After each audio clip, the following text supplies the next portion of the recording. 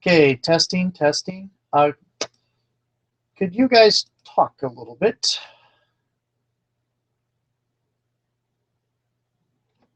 Okay, All right. go ahead and try talking real quick. Okay, testing. Hello. Hello. Could you guys talk? Hi. Okay, pause. Okay, go ahead and try talking real quick. Hello. Hi. Okay, pause. Okay, congratulations. We are appropriately we are broadcasting, and I'm going to close the YouTube so that we don't have that echo because YouTube's on a delay. So when we're talking, it shows up on YouTube, but a couple seconds later, All and then my microphone picks up the echo from my speaker, and we get here talking twice. But I've shut down the YouTube now that I've confirmed we are properly broadcasting.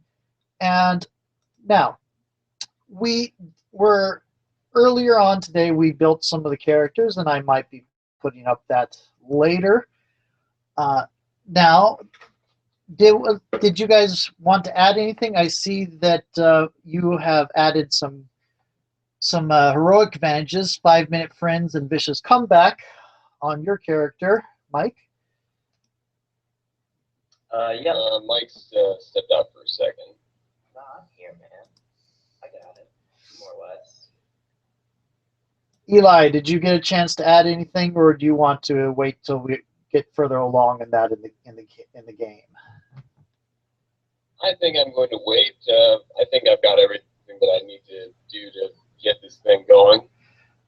Okay, cool. By the way, Mike, what is your character's name? I'm going to have Eli introduce his character in a little bit, or would you rather have him go and introduce his character, and then we can have you introduce your character because you don't have a name up yet? Just Yeah, I didn't actually think of one.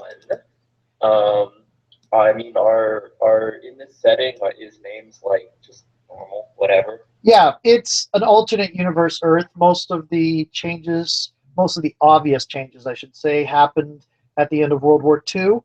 So it's still pretty the standard. I would note that America in this has states in Asia in the form of Shandong and Okinawa. So that's one thing if you're going with American. But there's other changes as well.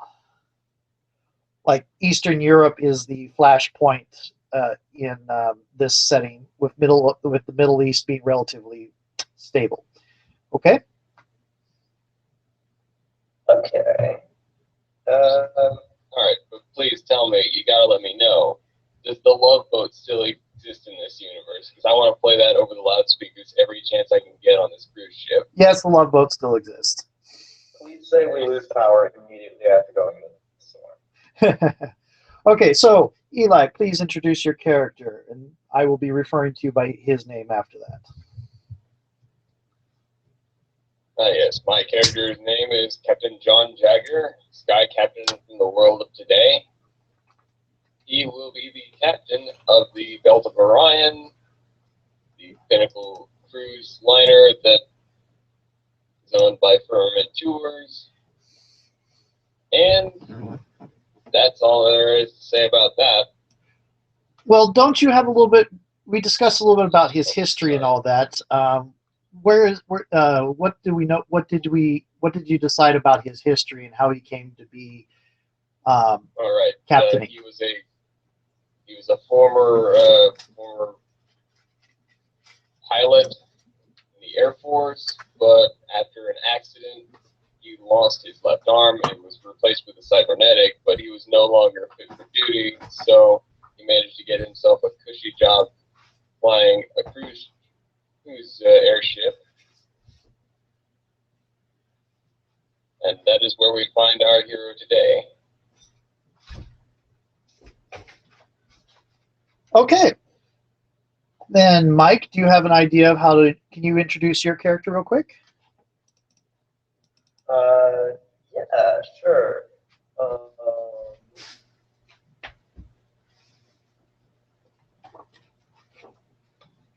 let me let me go play around in the character name generator real quick. That's cool. And while you're doing that, you can give some, if you want, you can give some general background, or I can talk if you want. Okay, so general background of my character is she is a dryad, which means that she used to be human and also used to be a telekinetic psychic. But the way the dryads work is that they lose both of those abilities, or well, they don't lose you. They become dryads through eating fruit, and that process is painful and not great. And it takes about, if I remember what I determined for the life cycle of the parasite, it takes about 3 months, 3 very unpleasant months. Yeah. Okay. Now, what it is the fruit is basically the delivery method for a parasite that gets in and replaces the nervous system. And then it eats up all the fuel for what would normally be used to produce the life force, which is usually used to fuel psychic abilities, is eaten up by the parasite, which keeps the host alive as long as possible, potentially endlessly, because dryads are immortal. Okay. Do you have a name from the name generator that you like, or shall we go on? Yes. The name is Liana Solis. Cool.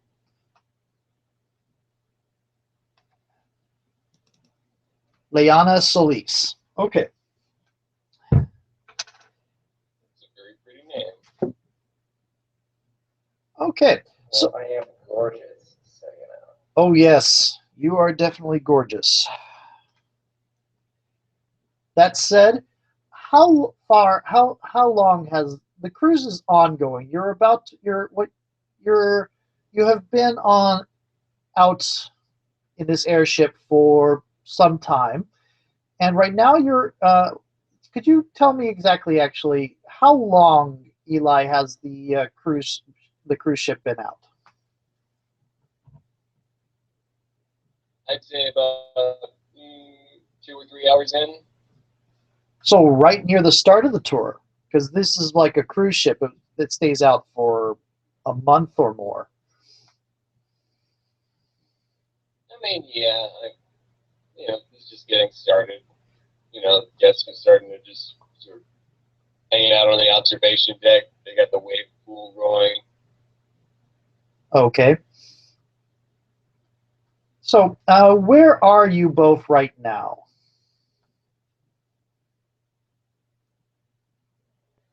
Hopefully flying the ship right now. Okay, so the captain's in the control room. You're not meeting passengers or anything like that? Not at the moment, but in a few minutes I might head over to the Drinkatorium. The Drinkatorium. That's a wonderful name. Okay, and let's see. Lilana, was it? Liana. Okay, your name is not yet on your character sheet. It should be. Let me close the thing real quick and reload it.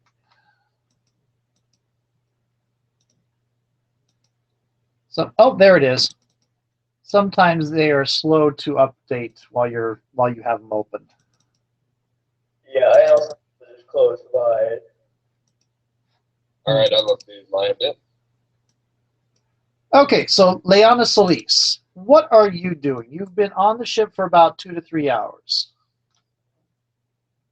Yeah. So Liana is trying to get all of her luggage into her room. It's a slow and difficult process for her. Why is everything so heavy? Yes, exactly.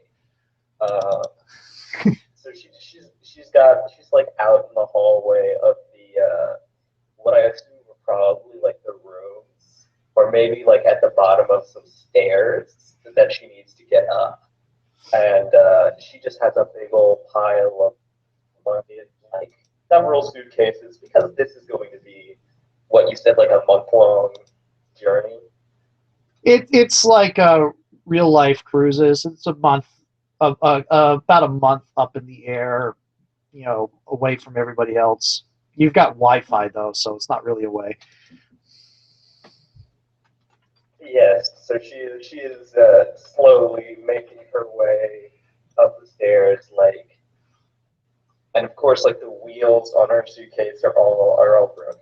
So she's lifting them. How many suitcases do you have?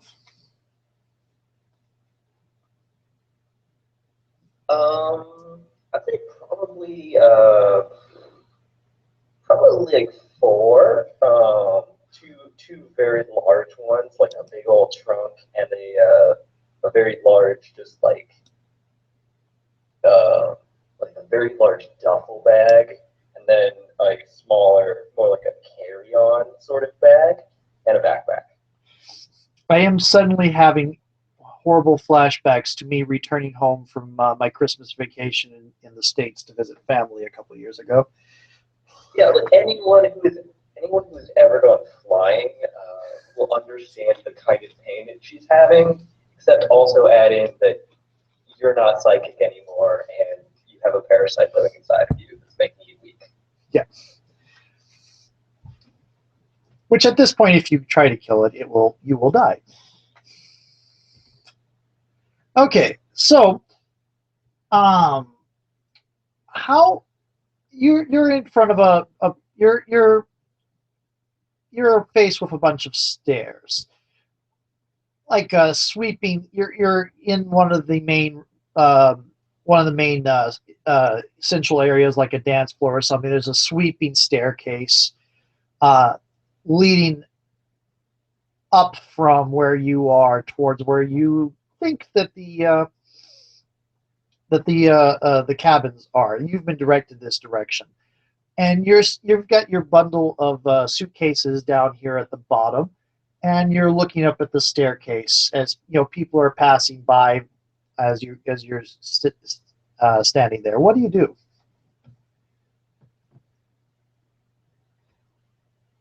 Well, first just try to lift the duffel bag, and it's just like straining under its weight. Um, and she makes it up maybe like 4 or 5 stairs before she just like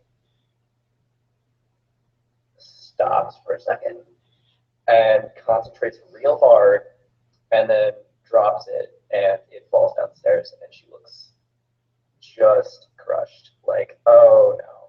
Would you actually want to try to? You want to actually want? Oh, actually, I'll tell you what. I'll have a fate point for you, and you can have a choice. If you take the fate point, you can have a choice. You can actually roll to try and lift the item telekinetically, which will probably be very, very painful.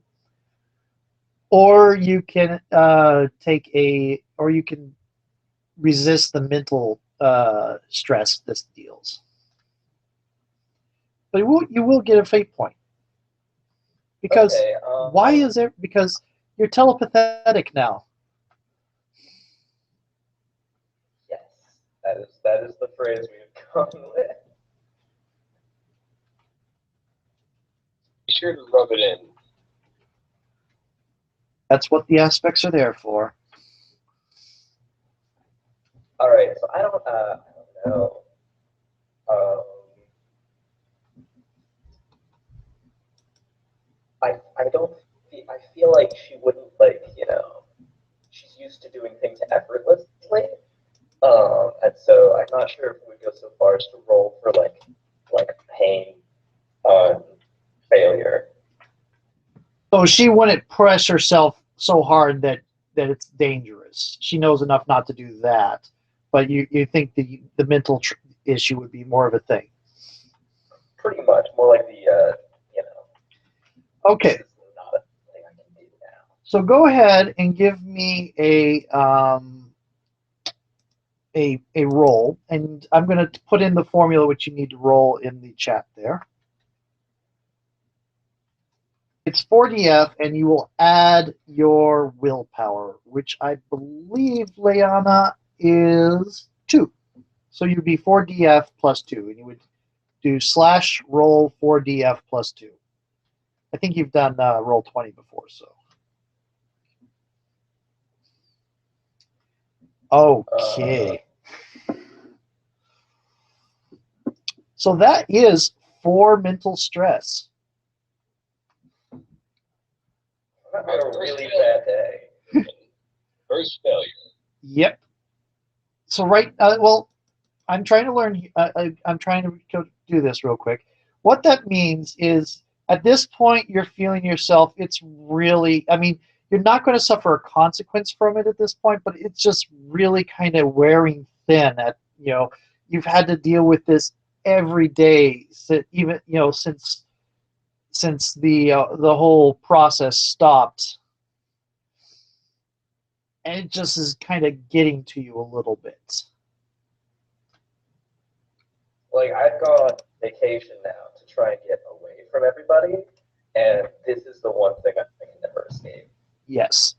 So what you're going to do is your 4th box, unless you want to spend a fate point to re-roll or add +2 or something, but this is a little bit early. You can do that if you want. That's why I try to phrase things after the roll, as there is still some input you have on the results at the point of the roll.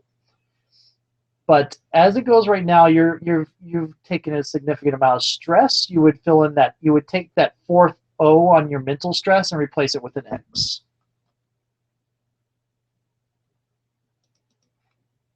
And I also imagine like there's some people passing by who see this who are just shaking their heads like, Yep. Do you require any assistance, ma'am?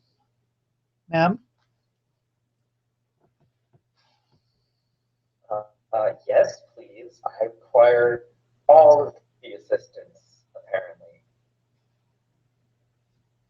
You do realize we do have, I forget what the bag takers are called at hotels and such. This is bag I mean, they sound like those bag takers sounds like snatchers in the night. I think it was some like bellhop. Bellhop, thank you. For some reason, the word vanished. We do have bellhops for this reason, ma'am. If you might tell me your room number, we can have you delivered. Delivered and settled in quite safely. All right. Let me check my ticket here. My room number is 934. Ah, okay. You're on one of the special economy tickets. Just a moment, ma'am. Okay, and he does kind of pull up, kind of tap his ear where he has a Bluetooth type thing and start calling in for help. Just out of curiosity, how old is Liana? I know you said university student, but that covers about 4 to 6 years of potential. Yeah, so I would say she's probably about 24 or 25. The way that university student kind of works is, yeah, it covers like 4 to 6 years, but also, it's kind of that age where you look like you could be any age between like 20 and 29. Indeed, yes. Okay, and you also have a particular aspect going for you that makes you come off looking a little bit more mature than you would otherwise. Yes. Okay. Meanwhile, in the command center, the bridge, excuse me, Miss Captain Jagger, what are you in the process of doing right now? Well, I'm currently whistling the theme from Steamboat Willie while holding the steering wheel of the ship. Do you have to whistle that particular song, sir? I'm sorry. Are you captain? No, no, no, I'm not. That's what I thought. Midshipman. What is your name again? I thought it was Lockheed. Lock Lee, sir. Lock Lee. Well, pay attention. You might learn something. Yeah, so Captain John Jagger, he's probably not a very friendly guy most of the time. Like, people hear him over the PSA and they think, oh, wow, what an awesome dude. But, like, he's, like, terrible to me. Do me a favor real quick. Roll your persuasion twice. Oh, boy. You want the first roll to be higher than the second one.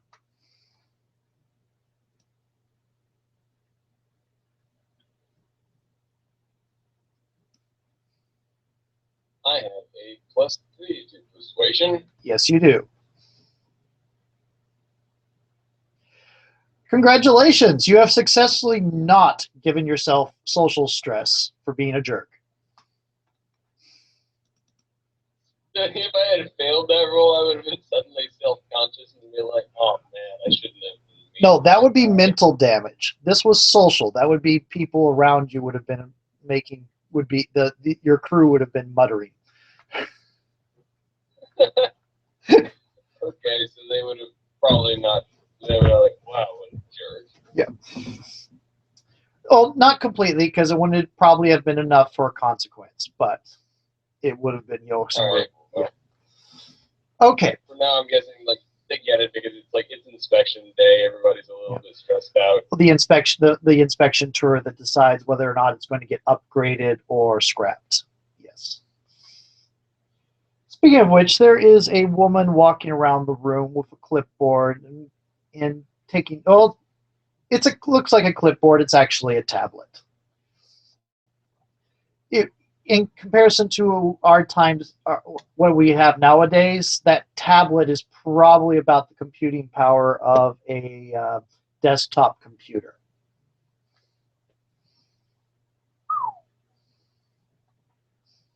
Hey, the phones are the equivalent of top-notch laptops. So anyway, it may be 2012 in Divine Blood Earth, but the technology is higher.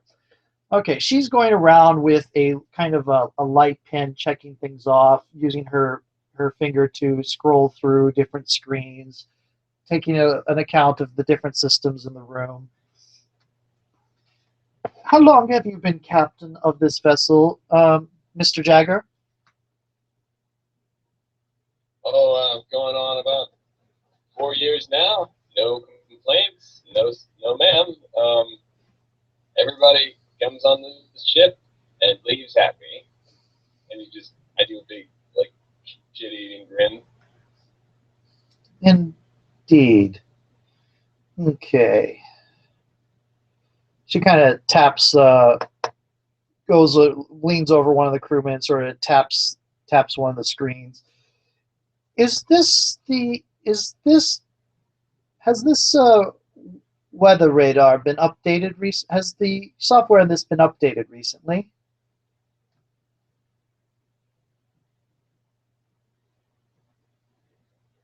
Why, yes, indeed, it has. As a matter of fact, Midshipman Lockheed, why don't you just tell her all about the upgrades we've made to the ship's radar system? By the way, you may now redirect all of your questions and concerns to Midshipman Lockheed from now on. Quickly make a persuasion check real quick.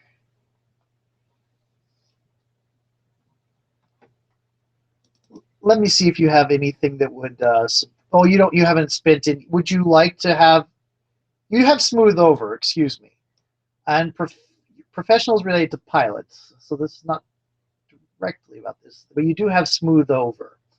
So yeah, go ahead and give me a basic persuasion roll real quick.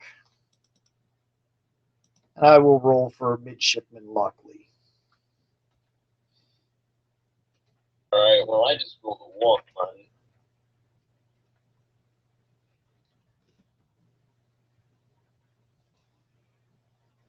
Okay, so as you say that, Midshipman Lockley is starting to look back at you with a little bit of a side eye.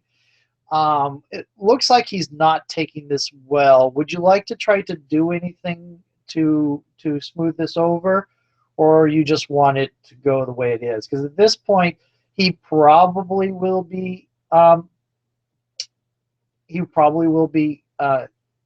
going with, he'll probably follow your orders, but he's not particularly going to be happy about it. Yeah, I guess I'll talk to him. I just sort of lean over to the side and whisper in his ear. Come on, man, do me a solid. It's inspection day. I gotta focus on flying the ship.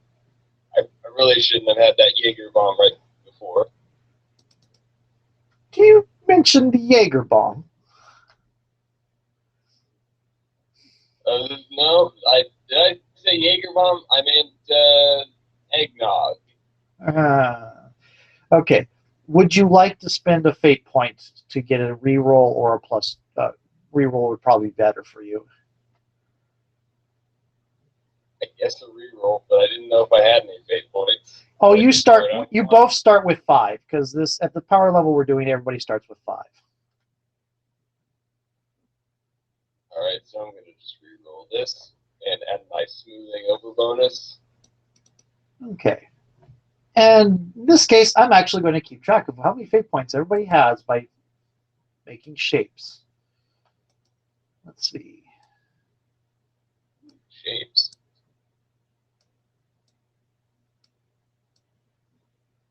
So that's you. That's Captain Jaeger has 4.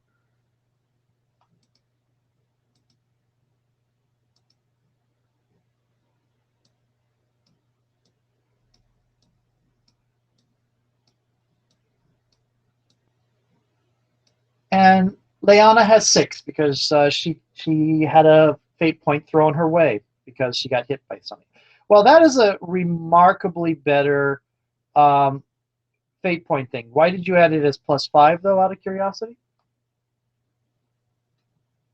Let's see. I do get a +3 for my persuasion, and I added smooth over. I guess is that a mistake? So you are trying to calm him down. I'll allow it this time. Next time, ask me before you add it into the roll. Right. I thought I mentioned it before for that.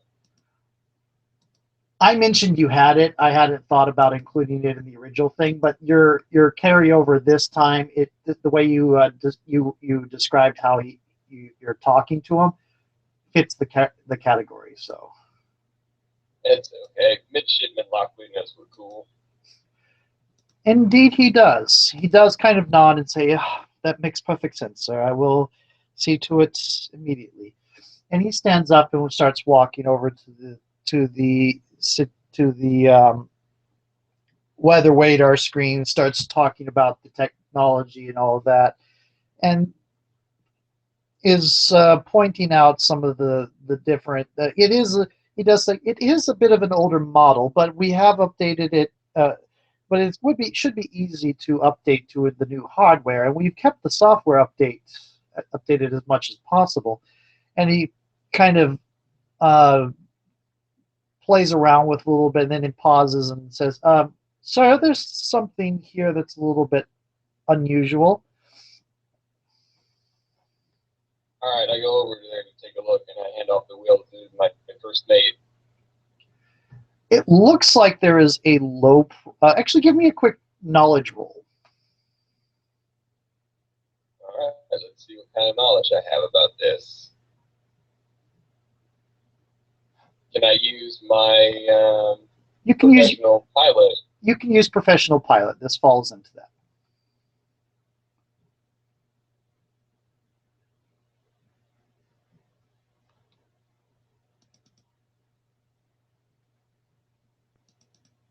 that'd be +4. It would be +4. Yeah, there is a definite low pressure system forming. There's it looks like a storm is developing in your path. There was no forecast for a storm, according to to anything. But there is definitely a storm in your seems to be developing your path according to the weather radar that you're looking at right now. Well, that seems odd. I better get on the loudspeaker, let all these rich stiffs know what's up.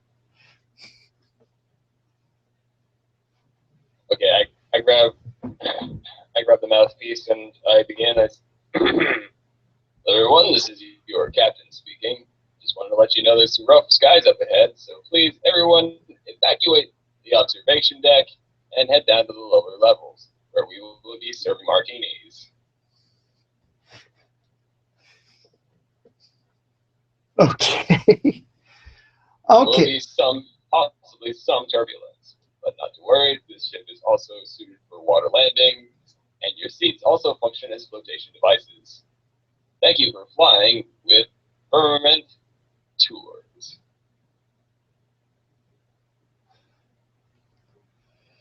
The woman with the auditor kind of looks at you and says, "Do the seat cushions actually serve as flotation devices?" Looking at her tablet. No, they don't. I hadn't thought so. And she kind of scribbles a note on her tablet. Damn it. Okay, so that's the news you hear over the loudspeaker. Leanna, what are you doing? Well, she is probably following behind the bellhops.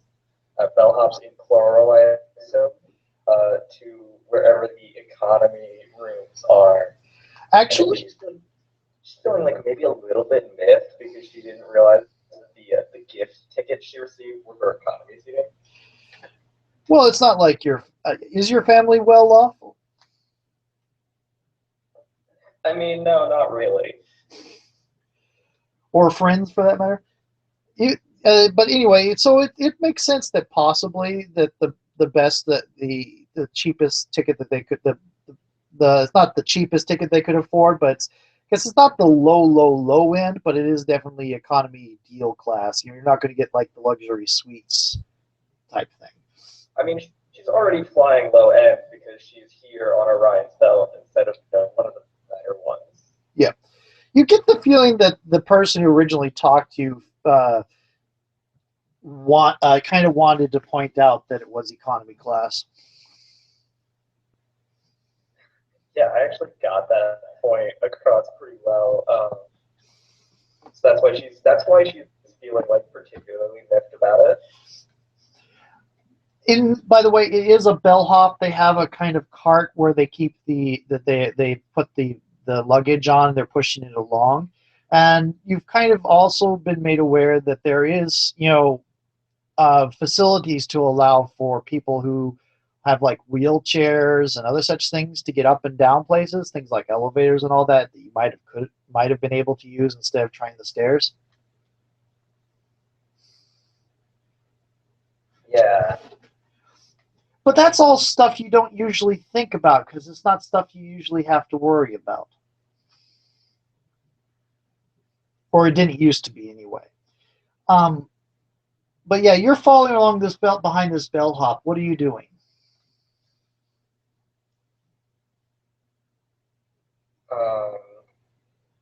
Well, I guess I'm probably talking to him. Even though I'm not a huge fan of this person. Oh, this is the bellhop, not the person who found you originally. Different person. Oh yeah, then I'm definitely making a conversation. Probably asking him how long he's worked here, or like, if he has any family. Just getting to know the person. Oh, I've been on this ship for the last 2 years actually. I'll spend most of my time on it. We come in, pick up some new passengers, and head back out. And I spend maybe Over the course of a year, I spend maybe 3 months on land altogether. The rest of it is on the ship.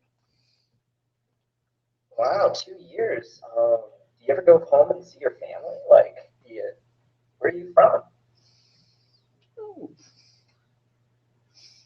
Let's see. Oh, I'm from out of yeah. I'm from well, it's not exactly a nice place at the moment. West Berlin. Oh, I see. I'm sorry. Is everything all right? You know? Oh, it's fine. I mean, it's only been. I mean, I haven't seen it actually. I haven't been back home for. I can't do a German accent to save my life. Sorry. Um. No worries. Is Uh. that you or the bellhop saying that? No, that's me saying that. Okay. I'm just joking, of course. Okay. No, things are perfectly fine at home. The firing squad did the lesson since I left. No, no. What it is it's big news. It's basically there has been war in Czechoslovakia and Germany for roughly the last 10 years. I see. Yeah, yeah, of course, everybody knows that. Yeah. It started in this reality. The 9/11 was a Czechoslovakian terrorist act, and so the U.S. went there, and then they got sucked into a rebellion by East Germans that was helped by the West Germans, and the United States got pulled into that war. Strange and different, huh? Yep. Oh, it's perfectly nice. I'm fine. I mean, I was out of there when I was a kid, and then spent some time in England, and then I got a job here, and it's been perfectly nice. I hope it continues being perfectly nice, to be honest. Um, Yeah, me too. It must be great to have like a second home up in the sky. Do you get along with all the other staff too? I'm, could you repeat the question, please? Do you get along with all the other staff here? Like a family, I guess. Oh, for the most part, I mean, there's 100 different people here. You don't interact with everybody, and then there's all the customers, the clients. That's another large group of people. But yeah, for the most part, I get along fairly well.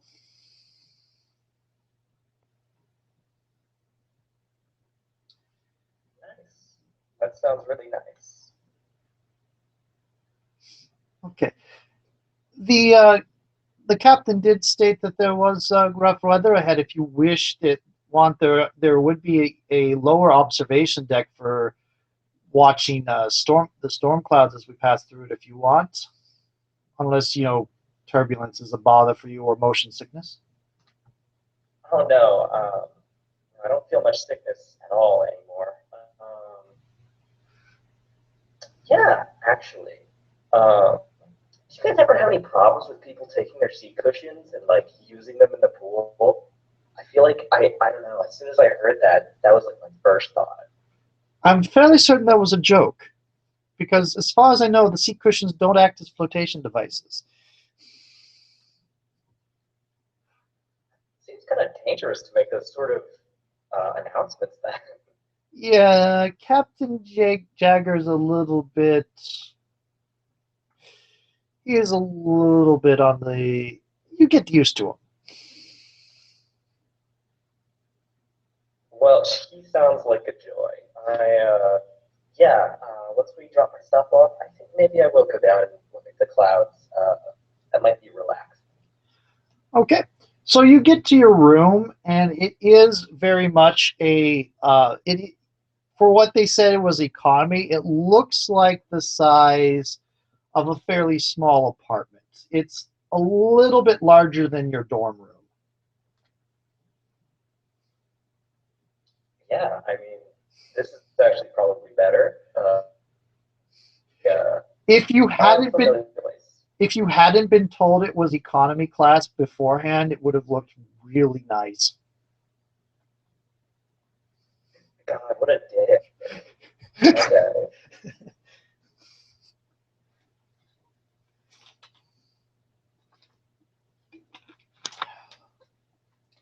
Okay, so you get So I guess I move in. okay. So you get are you going to unpack everything, or are you just going to put your suitcases in and then head on down? Or are you going to you get settled in first, or are you going to move straight down to go look at the storm as it's developing? Okay, I'll move in some of the bags and stuff. I won't unpack everything. You know, maybe I'll lay out some clothes on the bed, and I'll take I'll make a picture frame with my family and put that out on the like the nightstand. Okay, cool. Hey, so weird question. Do dryads like need any sort of like vision correction? Like, you know, because I was thinking she has she had glasses before. Does she like keep her glasses case on her even though she doesn't need them anymore, or what? You could assume you could say that there's nothing in specifically that that eyesight is corrected for, and you could always say that your eyesight that that it's considered because that's a genetic quirk. It could just be that it considers that normal. All right, yeah. So she'll also put her glasses case out there. You know, just that's where she takes them off and puts them there when she sleeps. Out of curiosity, does she wear gloves now? No, I'm gonna say no. Because because like that's how dryads are. Explain. You go ahead and explain it. Sorry, because the tips of your fingers are green right now. By now. Yeah, no, she doesn't wear gloves. She kind of like went through that at school, but by the time by the time that like she got back to the school, everyone already knew, and it was just a big old pity party everywhere she went. So she just dropped the gloves pretty fast. Well, at least all the people that already knew you were a psychic and knows about the supernatural. Yeah. Okay. Yeah. Cool. Well, yeah, community would probably go to a community-heavy university, so it would be mostly everybody. Okay. That said, okay, so you're going to collect a few things and then head down to the observation deck, I'm guessing? Yeah. Okay, so back to the command thing. Okay, there is definitely by this point there is definitely a storm system forming. You're starting to see some dark and heavy clouds. There's a lot of activity. How do you plan to deal with it? Well, is there any way to steer around it, or Steering around it would probably be rather difficult. You could try possibly going over it, or you can try to go around it. It might take you a little bit longer time. Going over it is another issue. Is another thing.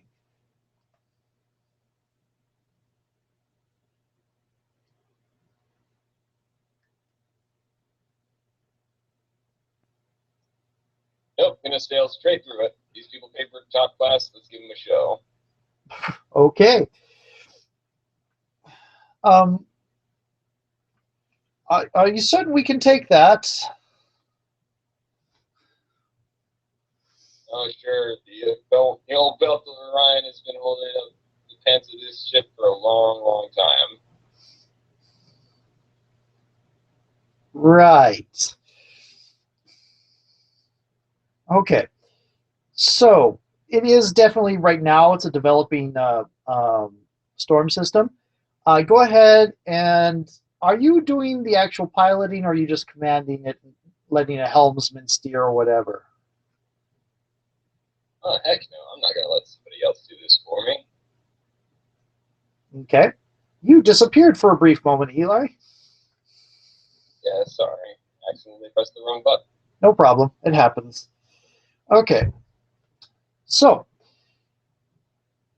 go ahead and give me a piloting roll. Your professional pilot does not cover this. Would you like to spend... The Flyboy does. The Flyboy does. I forgot you already had that. You put it in a different place than I expected. Let me go ahead and do that. Yeah. So you're going to add +2 on top of your agility. So that's going to be a +4. Go ahead and give me a +4 roll against a Actually, let's do this as a challenge. Okay. So the way a challenge. Challenge accepted. Okay. The way a challenge works is I put forth 3 different 3 different roles for you to take into account, and you have to, and depending on how well you defeat them, you deal with them, it determines how big the success is. Let's see here.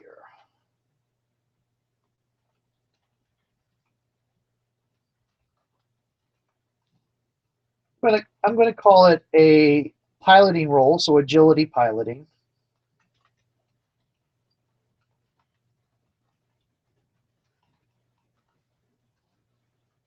Reminds me, in my playtest from now, I'm going to have to put little tags like that when I design these challenges, because I'm not used to doing that. I usually just say the stat, and then people ask, does this advantage us add to that? Okay, but anyway. Perception. I should have known that, being an agile would mean also translate to piloting. I should have thought of that before I made him bruiser. But you did lose an arm, so your cybernetic arm might not be as up on reactions. There's like a split-second delay.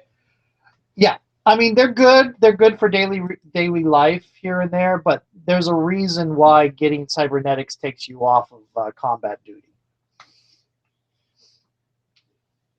Okay, so it's going to be agility, piloting, perception, and reasoning. And I forgot to put the difficulties in there. I'm going to go ahead, and this is early in the storm yet, so I'm going to say just a 3 for the piloting, which you're almost certain to get successful.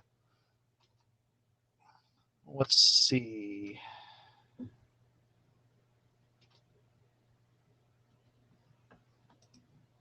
So yeah, I'm going to go with difficulties of 3, 4, and 4.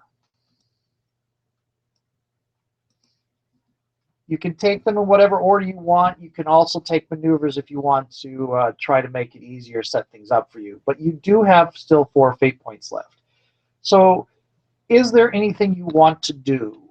And actually, I am going to go ahead and give you a fate point because you're acting along with the idea that Sky Captain from the world of today and the no longer ship shape type thing. You're kind of acting like that guy who's trying to recall his glory days. So I'm going to give you a fate point. Yay! I'm recklessly endangering hundreds of lives. And our seat cushions don't even float. Yep. Alright, let's see.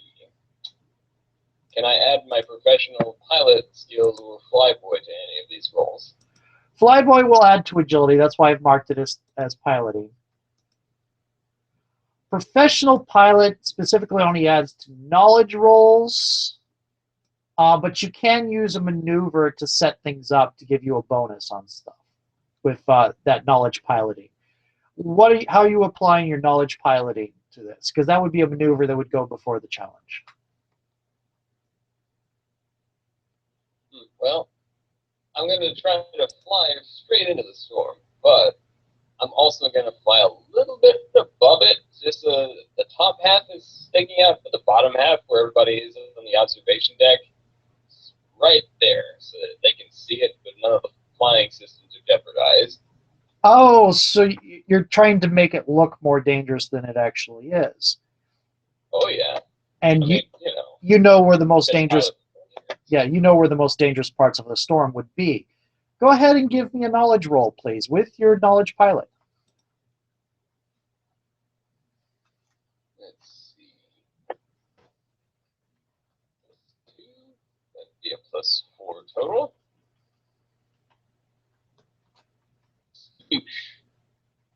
That is a success with style. I do a barrel roll. You do not do a barrel roll in a cruise ship, no. You do get 2 tags on been a pilot for years, so you have basically 2 free uses of that aspect I just put on there for use in this challenge. Yeah, no, secretly I've been the one who's been keeping this airline afloat. A little bit of showmanship gets people excited. Indeed. Okay, so go ahead. Do you want to do anything else to set up, or do you want to go ahead with the challenge now? No, I think that's all I can do there. Time to do the perception challenge. Okay, you're going to go with perception first. Go for it. There's a lot of clutter and clouds in the air. It's just like, everything's building up really quickly. You're having a hard time keeping track of what's going on. Would you like? You can use a fate point, or you can use one of those tags you just got on been a pilot for years. To either I think re-roll. I'm going to use been a pilot for years. Okay, so go ahead, and do you want to do a re-roll or a +2? Well, I feel like +2 wouldn't help me, so definitely a re-roll. Go for it. Oh, gee. That's the risk with the re-roll. You can still go ahead and use the other fate point if you want. You can also choose to succeed with cost. Or you can just fail that particular roll, because it's the result of all three rolls that affect the challenge. I don't know. I'm pretty sure the name of this game doesn't involve me successfully flying through this storm and everybody's safe and sound. And that is the end of our piloting cruise adventure. So you're going to go ahead and let it fail at this point? I mean, it seems like natural. 2 zeros in a row. That's got to be a sign. Okay. So go ahead, and what is the next one you do? Because I will do the full situation after we've got all the roles decided. What's the next one you want to handle? All right, next one is reasoning. I already did a pilot thing above here. That was the 3. Where? At the very top.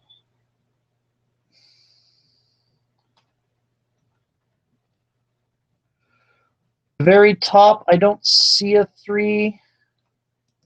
Right above the 6, and oh, I see. Okay, so that's a success with minor costs. Okay, because it's a tie. oh boy, I probably dinged the rudder a little bit on that one.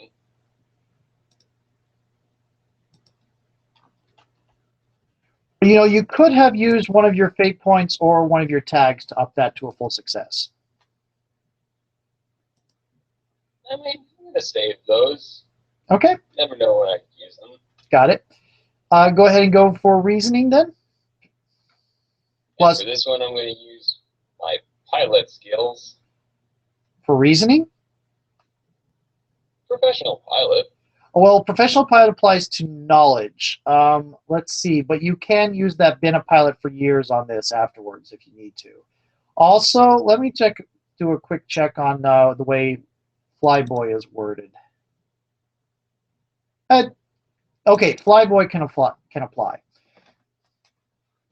So you get a +2 from Flyboy. Okay, so my ability to fly the ship gives me some insight, reasoning, I guess? Yeah, reasoning is often used, at least in the way I run it, reasoning is often used for tactical or quick responses and figuring out plans as they come up.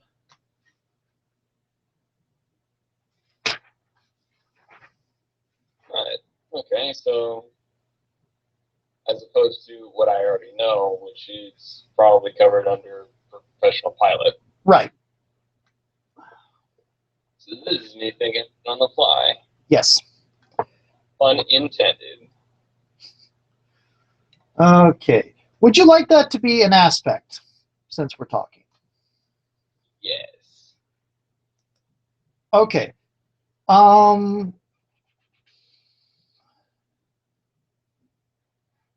Okay. Since you go ahead and put, I would suggest that as either a conviction aspect for your character aspects or an extraordinary skill aspect. One of the two. Also, if you spin that last tag, you can succeed this last one with style. Sure, why not? Give him something a little bit of turbulence to sell the show, and then just we'll get through it. Okay.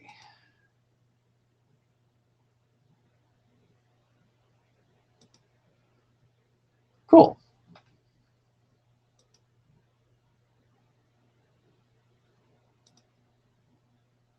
That's gold.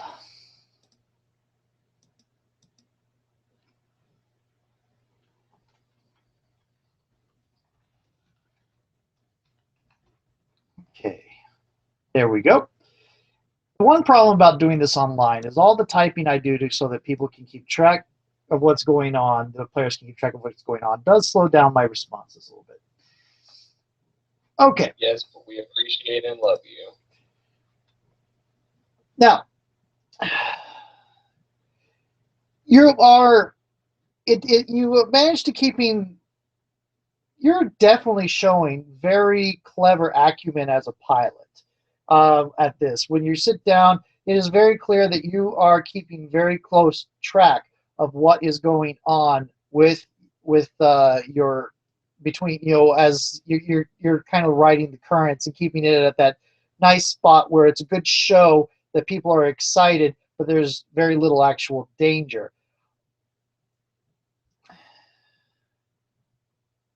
However, it is a little bit difficult, a little bit more difficult than you remember. It's been a while since you've done anything that's actually on the nature of dangerous piloting, and you're really beginning to feel the difference between having a natural arm and a cybernetic arm. It's just that little bit slower. And what's really annoying you is it's off reacting with your other arm. So it's not quite in sync with your other arm is reacting much. Your natural arm is reacting much noticeably faster to you. Other people probably around you probably wouldn't notice, but you're noticing that your natural arm reacts much faster, and it's not in sync with what you're doing with the other arm, and it's kind of putting off your piloting skills a little bit, and that is distracting you, as it making you fail to notice just how bad this storm is going. And by the time you get you're getting through with a little bit here and you think you've got it clear, you've begun to notice that the storm has kind of grown to a rather large storm very quickly, and you're kind of out in the middle of it. Okay. I'm also going to say that the ship takes a little bit stress, not actual damage, but it's going to take a little bit of stress.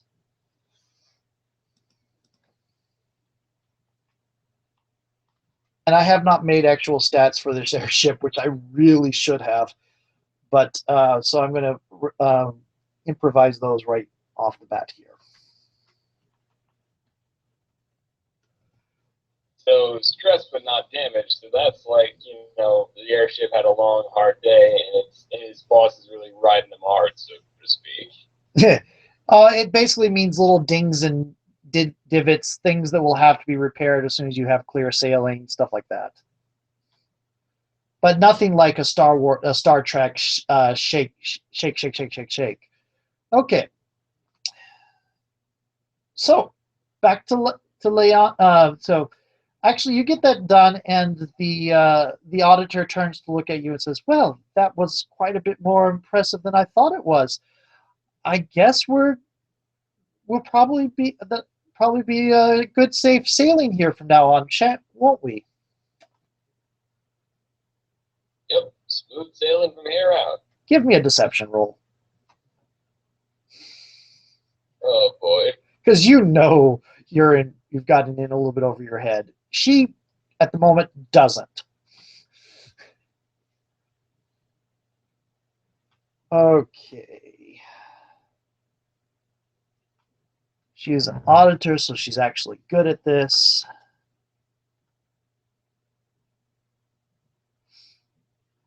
She kind of looks at, right now she's kind of looking at you a little bit, again, like the midshipman had earlier, cross-eyed.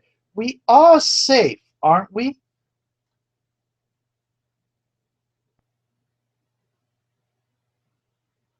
I mean, define safe.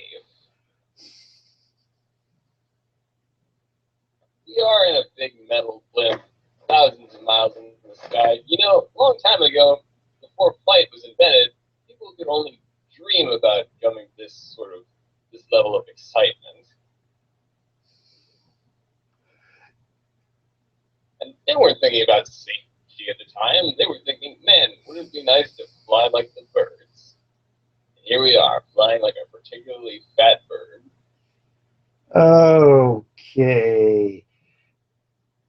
Go ahead and give me another deception roll, and I'm going to give her another empathy roll with a +1. Oh boy. Captain Yeager was accidentally leading on the push to talk button the whole time, and now all the guests are screaming and running in circles. Oh no. As far as I know, Eli has not taken an aspect about accidentally doing such and such a thing. Okay, it's like, oh, sure, you've put us in the middle of danger, haven't you? She very clearly knows that things aren't as safe as she originally thought they were.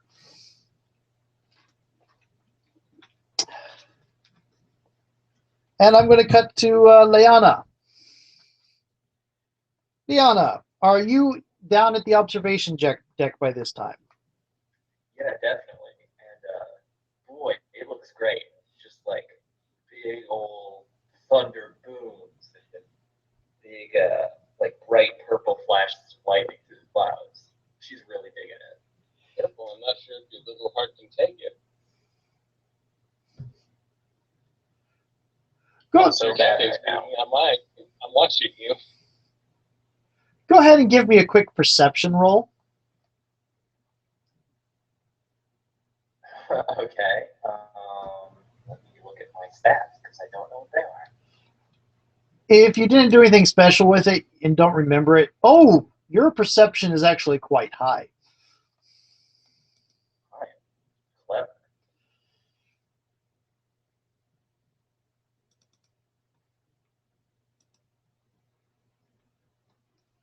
So go ahead and give me that perception roll. I'm quite clever, but I just have awful luck. Okay. So as you're kind of watching it, you're really having fun looking at the interplay. You've never been up in the middle of a storm before. It's really quite interesting watching the lightning go by, and it's the electromagnetic buffeting and all that keeps it from hitting the ship, it seems, and so it kind of goes by. I mean, there was a couple of close ones, but you think that the pilots must know what they're doing. And you're watching this, and as you're looking at that, you hear a voice coming up. It's like, oh, excuse me, I couldn't help but see that you're standing here alone. And Yes. Hi. you turn around, and there is a guy there, a man there, about late 20s, mid 30s, very chiseled looks and all that. Very, very The kind of guy Captain Yeager used to be was. possibly. Give me another quick perception roll, real quick. Give me another quick perception roll. You mean the kind of guy that Captain Yeager definitely most certainly is. Okay, you get the feeling this guy's had his gone through a little bit of genetic modifications to make himself prettier than he originally was. All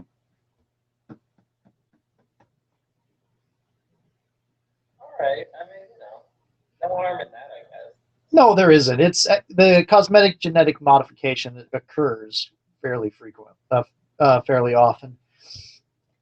Could you describe your character physically? We haven't done that yet, and do realize that if you're a born psychic and you're in the community, it is possible you have weird hair colors.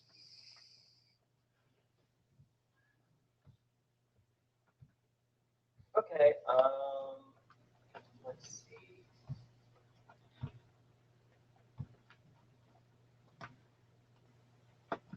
So, we should mention for everyone else, I guess, anyone listening, I did pick up this striking looks expert advantage. So, whenever she finished her transformation or her 3 months of hell, she came out looking much better than general dryads do. So, before the transformation, she was like average, I suppose. Like, never thought of herself as attractive. There was definitely like some aspects of herself that she really enjoyed, like oh boy, my waist size is superb most of the time. I had a bit of a tummy, but who doesn't? And the dryad thing kind of was just like, now you're just fucking stunning. Grass. Yep. Especially Snowflower. Yeah, I mean, I'm sure it's going to come with its own set of challenges for her to face, but Yes, in fact, this is one of them. It's like, allow me to introduce myself. My name is Elijah Marsh. Pleasure to be at your service. I really don't feel like leaving such a lovely young woman as yourself alone for such a beautiful show as this. May I serve you? May I call over the attendant for a drink or two? yes, that sounds nice. I'm Leon Solis. Nice to meet you, sir. Yeah. Miss Solis, and he has a British accent, by the way. Which again, I can't do. I have 100% forgotten his name already. I'm not sure if it can Liana has also, but I 100% don't remember. Let me go ahead and put it up here, and I need to give a name to the auditor at some point to remind me. Okay.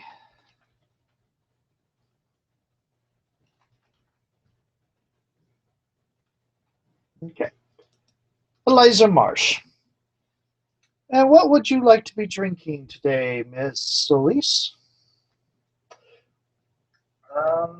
I heard the captain say something about martinis. Was that also a joke? Did you hear him?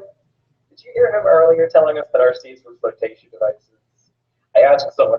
He said that that wasn't an accident. Yes, I did hear that joke. There was a lot of. We were a little bit confused. There has never been such a thing. But I've been on this cruise a couple times since this captain's come on, and he is. Those are kind of the jokes he tells. But I believe they do serve martinis here. And he gestures towards a bar off by the observation deck.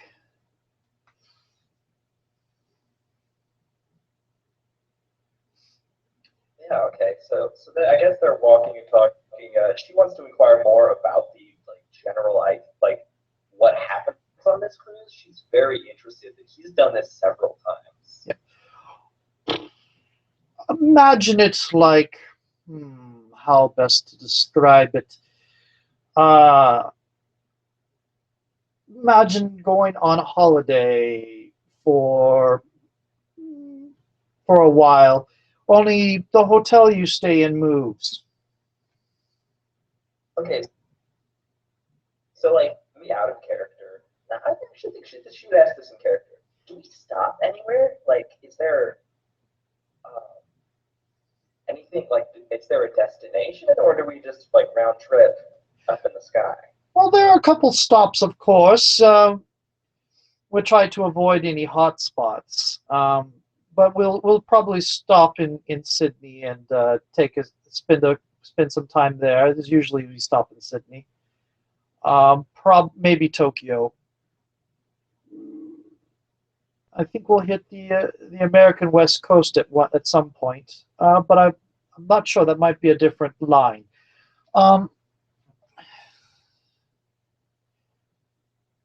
As he's saying this, there is something that definitely seems a little bit out of place, out of the window. No need for roll perception roll. You kind of just noticed it. It looks like the lightning curved around and formed for a brief moment. Several bolts of lightning intersected into like a square or some other polygonal shape, and something in the middle of it kind of piqued your interest.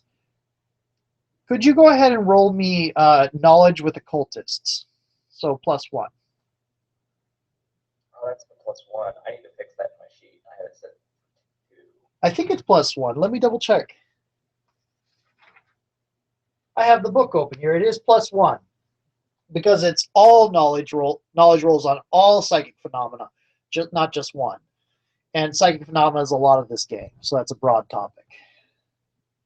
A lot of this setting, anyway. So it's going to be your knowledge +1. So I think that's a +4 for you. Yeah, I'm gonna be real disappointed if this comes out anything lower than 2. Okay. The dice. Hell yes. Okay. What you just saw was there was a bit of grayness beyond. It was a very brief, it didn't last long, but it was a very brief rift in space. Did Elijah also notice this? Or is it just kind of... Doesn't look like he noticed it. He might have seen he might have seen the lightning, but he probably, that grayness was there for just a very brief second, and then it was gone. And he probably wouldn't have known what it meant. All right, so out of character, I don't know what this means. I have never played in the Divine Blood universe. Right. So it's this bad. Let's say your character was, out of curiosity, looking about how the bags of holding are made. I don't know what I'm actually going to call them, but there are basically bags of holding that the community makes in the setting. They're called infinity purses, and they are very popular. Actually, they are popular. Yeah, they are popular, and I like the word infinity purses.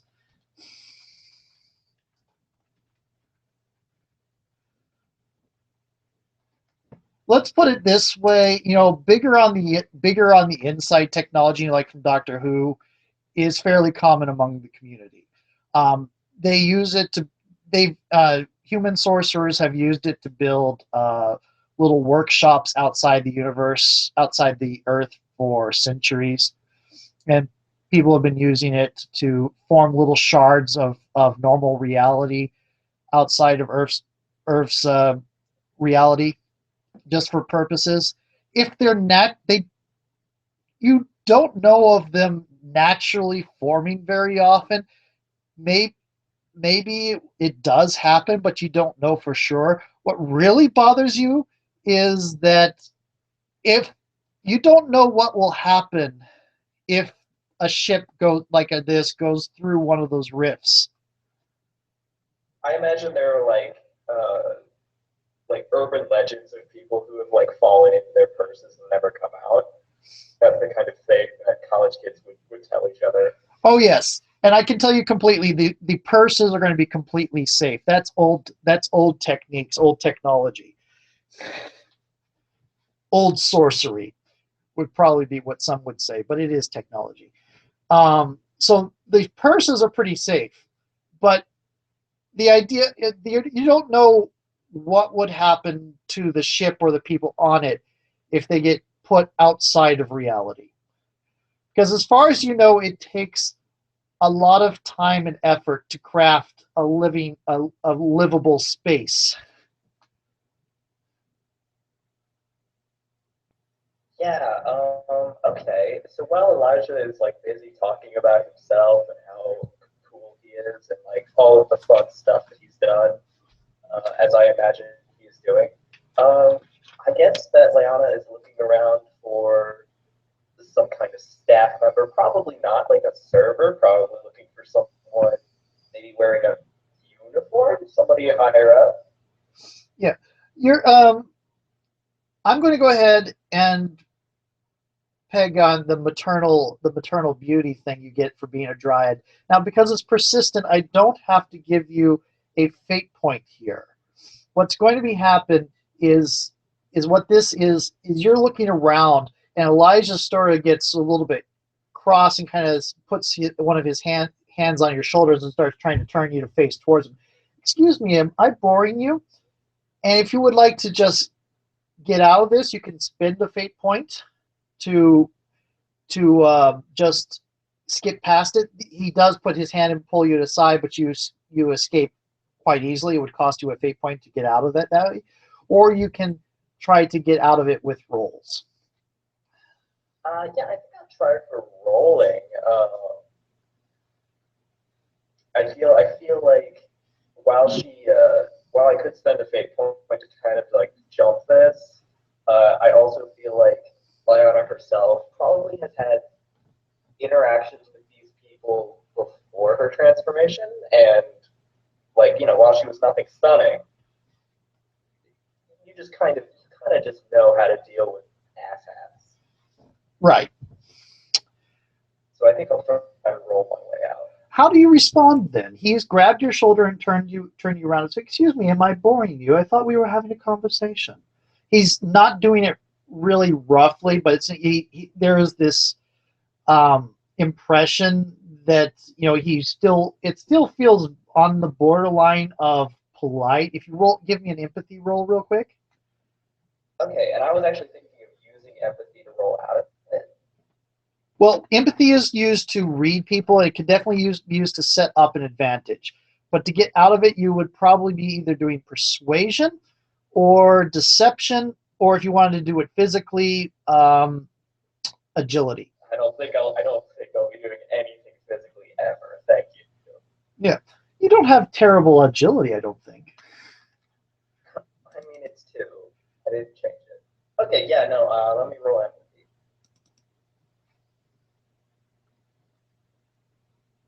Go ahead. Let's see what his. Ouch. Yeah, you're not really sure he means anything by it, but he is holding your shoulder fairly strongly. I mean, it's not incredibly difficult to move Liana at this point. Right. I'm pretty sure like a determined 6-year-old could probably push her over. You have about the normal strength of a 12-year-old girl.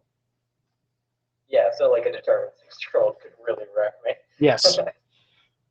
Because if you do a fairly extensive exercise program, dryads can get to average adult woman strength, but otherwise they dwindle really fast back to being like a 12-year-old girl, really young girl, preteen, barely preteen. And she's kind of avoided like public places because like obviously the gym is going to be packed at the university. There's plenty of places to chill out in a library though, so she hasn't worked out at all. Right.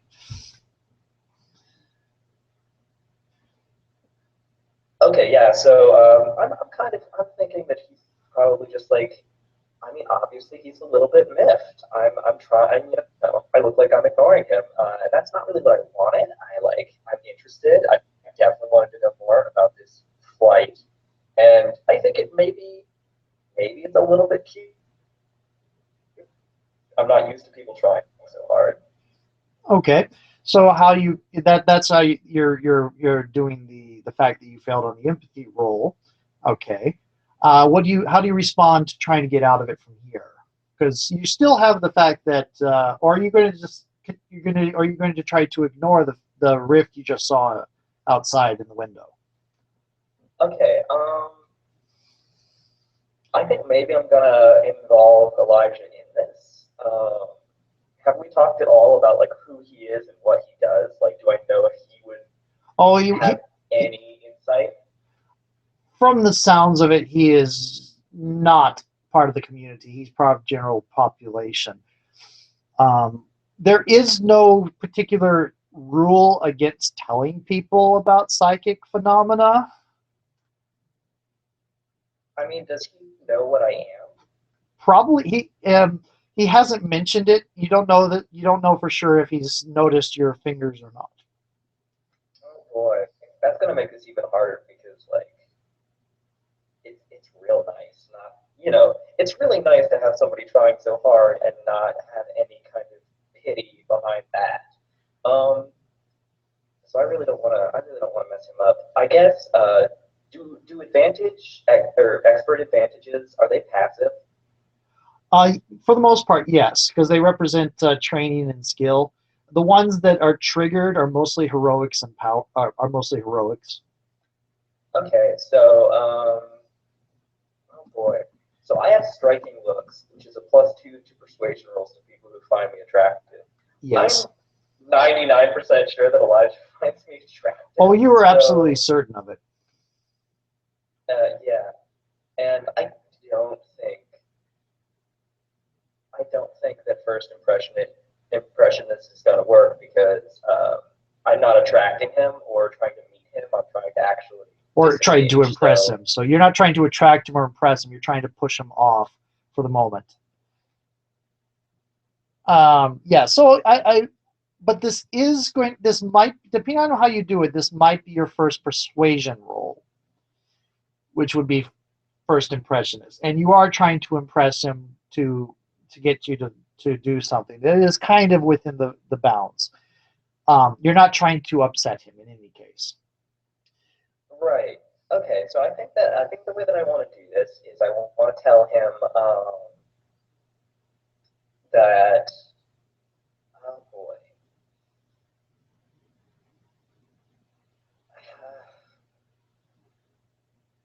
I don't know. I don't know how I want. I don't know how I want this to go. I guess I want to say. I've noticed a problem with the storm. This is how do I say this? I I have an insight into nature and kind of the supernatural aspect, and there's something really worrying me outside, Elijah. So I feel like I really need to find someone with the staff. Would you like to come and help me do that? And let me roll. Let me roll for persuasion. Threat, is this gonna be a +4 or a plus like? Because I have 3 persuasion. Am I rolling +7? You're rolling +7. Nice. Me and Elijah are buds. Especially since you're doing this straight, open nature as an open thing. Okay. And like, okay, I'm gonna roll this. Yeah. I'm a god. You succeeded with style. It's like,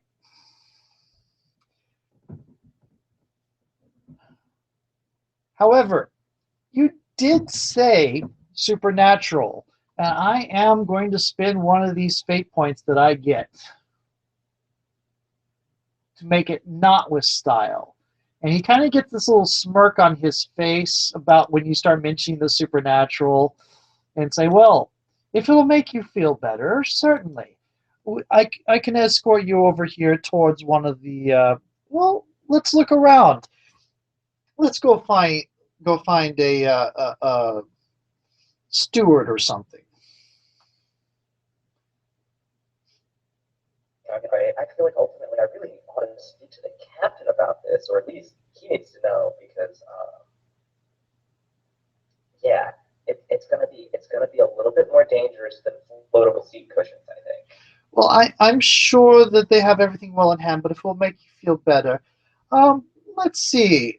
Let's head off in this direction. He kind of points towards one of the corridors. Go ahead and give me another empathy roll. Oh, cheapers. All right.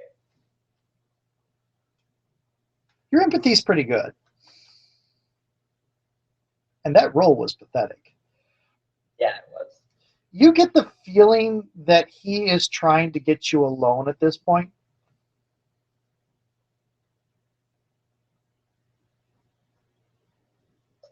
All right. I mean, can I look around? Do I like? I'm not an idiot. I know what a staff member looks like. I couldn't find the bellhops, but I wasn't looking for them. Yeah, go ahead and give me a perception roll. Incidentally, the reason the spending the fate point before reduced it from being success with style to success. So I had him moving, just so you explain what's going on and to anybody that's watching.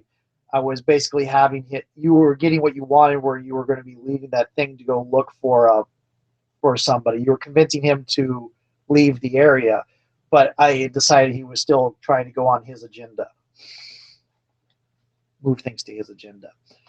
Anyway, Right, so do I see someone who looks like higher class than bellhop, or is like the second mate wandering the deck? oh, there is. Oh, yeah, this is observation deck. There is definitely a a ship security person standing there watching things. He's at one of the doorways.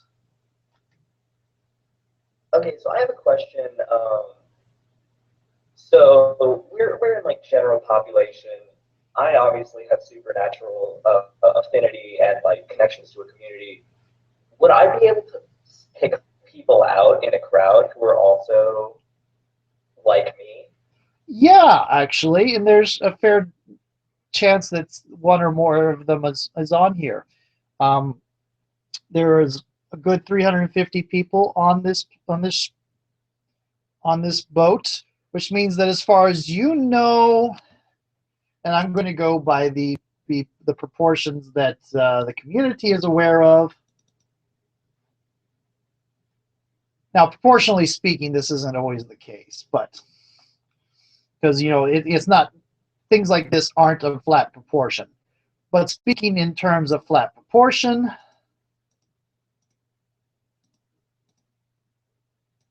as far as you know, oh, that was okay. I did the wrong number. 0.006. Yeah, as far as you know, there are probably a couple of other. There's one or two other supernaturals on board, and there might be even more, depending depending on different issues. But there's probably one or two, a few other people on there that are supernatural. All right, well, one or two is not very much. I was hoping to find a staff member who would be sympathetic to our, Would you like to spend? That's pretty unlikely. If you would, another person to pity you. I'll let I you. will stab you and kill you myself. I will. I will let you spend. I'll let you spend a fate point to say that one of the staff members are community. I feel like that would be worth it in the end. Yeah, I'd like to spend a fate point to make sure that there's a community staff member. Okay, so there goes one of your fate points. Okay. Yeah. You're looking around. You find there is a security person standing there, but also looking behind the one of the bartenders, you see a young woman that is, at first glance, they're wearing a hat, one of those hats to keep the hairnet type things. That at first glance it doesn't look all that different. You kind of glanced over, you noticed it earlier that she has horns underneath that hairnet. They're very small, like an inch inch and a half, maybe 2 inches. But you recognize an oni when you see one, and it kind of makes sense that they'd be bartenders since they do have to drink to keep healthy. Yeah, okay. So I'm going to politely point out to Elijah that, I really think that there are better people to talk to here. Like, there's that security guard over there, and here, let's go and get our drinks first. That'll be a nice little bit of time spent together, and then we can alert the guard. How about that? Well, that's perfectly fine with me. All right, and then I'll start leading him towards the Oni bar keep, possibly holding his arm, possibly like maybe just making my way, hoping he'll follow. Which would you prefer? Would you prefer to be holding his arm, or would you prefer to be trying to move on ahead of him? You know what? Given his jump to physical contact, maybe I'll just. And you have made a successful empathy check to know that there's something a little bit suspicious about him. You're not completely sure yet, but you have picked up a little bit of a bad vibe off of him at this point. Yeah, definitely. Probably gonna not go for any physical contact. Then maybe just give him a little tug on the arm before I break and head off towards the drinks. Okay. You come up to the bar and the bartender, and they turn around and look at you. It's like, can I help you with anything? Yeah, we would definitely like some drinks, and then she looks over your shoulder and kind of gets a cold look at the person coming behind you, and then looks back at you with a little bit of a cautionary look, and then says, "Okay, yes. What drinks would those be?" Well, I heard that there would be martinis, so I would definitely like to try one of those. I trust your judgment on putting me up with something good. I can do that for you quite well. Yes. Make sure, just a reminder, always keep your drinks in sight of you at all times. Also, in secret, I always suggest martinis to keep people away from the bourbon. Yeah. Because that's mine. Oh. Okay. I think maybe Lyanna gives like kind of a little like depreciating laugh and says, "Oh yeah, we wouldn't want to eat anything or drink anything suspicious," hinting at the weird fruit she ate about 2 years ago. Yeah, are you going? Possibly the weird man who's probably trying to drug you. Are you waggling your fingers as you say that? Yeah, actually, I think I am because like if she doesn't notice soon, then she will, and it's best to just get this out of the way. Oh, you make the little joke about best not to eat anything weird, and give me a quick moment. Make a willpower check.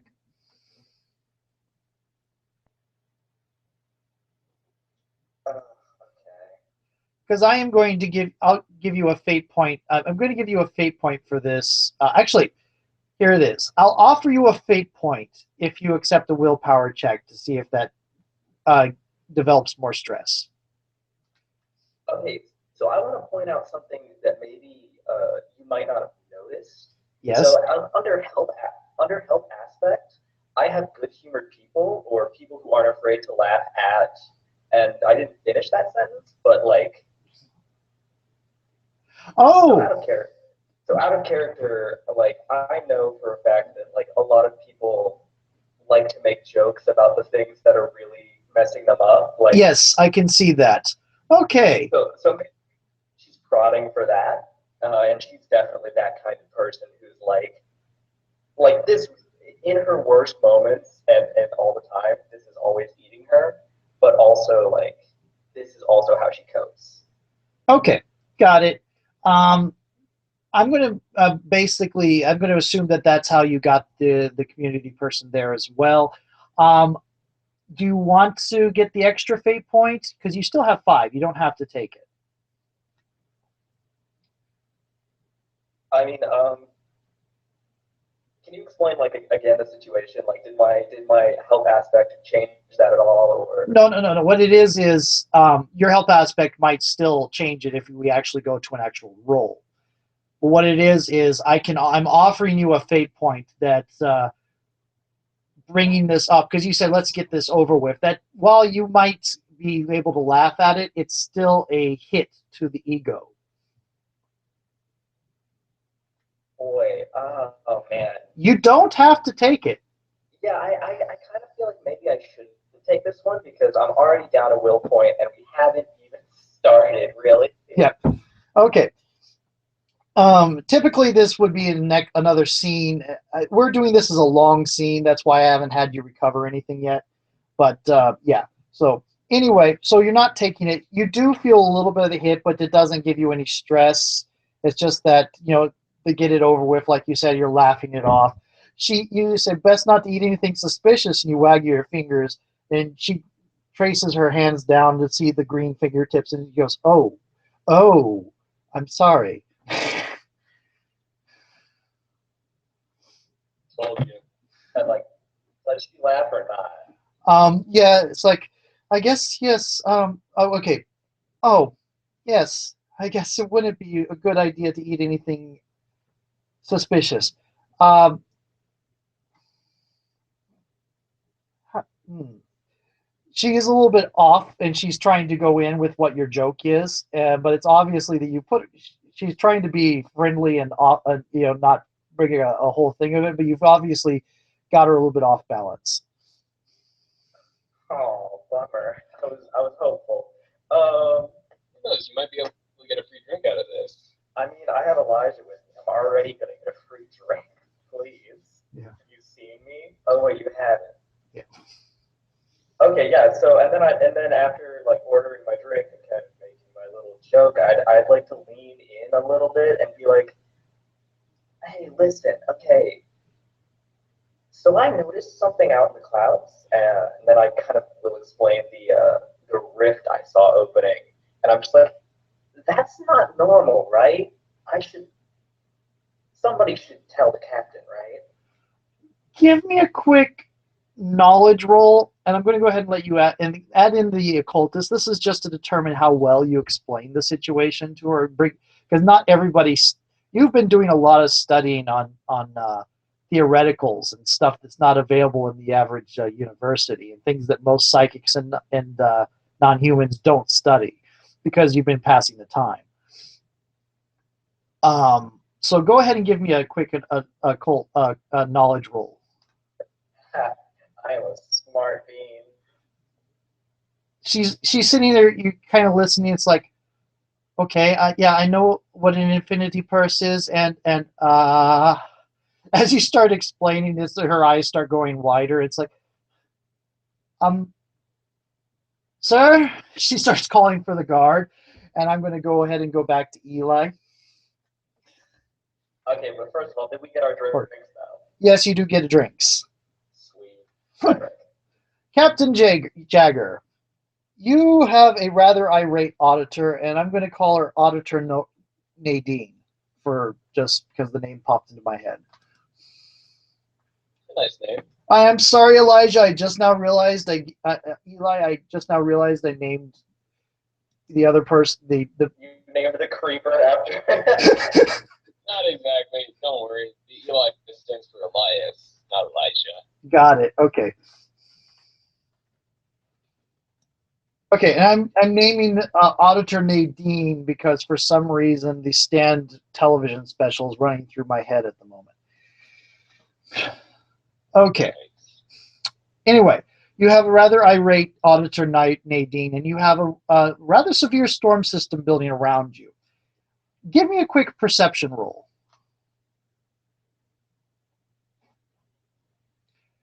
The piloting does apply, so you can get the +2.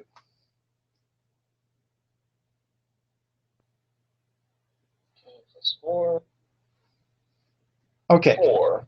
You're looking out there, and there are rather odd patterns to the lightning. It's going off in different ways that you're expecting. It's it's too predictable.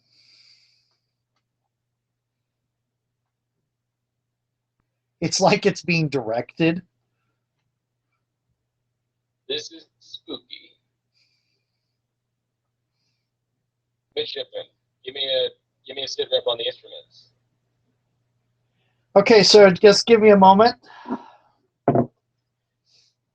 I would like to point out, sir, that you have us skimming the top of the storm. We could try to rise up above it still. And he starts going through a process of trying to get the instrument, doing an instrument check. For God's sakes, man, hurry! Your job is on the line. Nah, I'm just kidding. He doesn't actually say that. The alternating might be saying, well, his job might not be on the line so much as someone else's. Like, oh no, he's probably going to get promoted to captain if things go badly here. If things go badly here, the ship gets decommissioned, so nobody gets promoted to captain. Oh boy.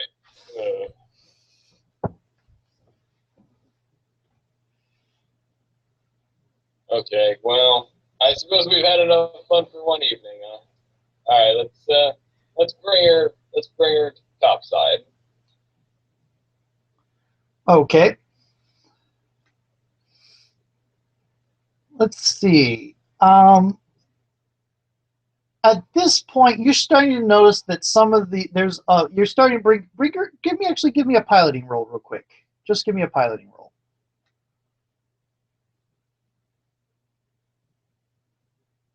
Not sure what I rolled for that. Agility plus the flyboy. Sorry, so it's agility. I should say give me agility plus. But yeah, you're able to quite easily pull up and out over the lightning field. At this point, you're starting to notice that there is a lot of the times where the lightning, three or more lightning strikes cross each other, form a polygon, a triangle, or something with more sides. There is some weird visual thing that goes on in between them.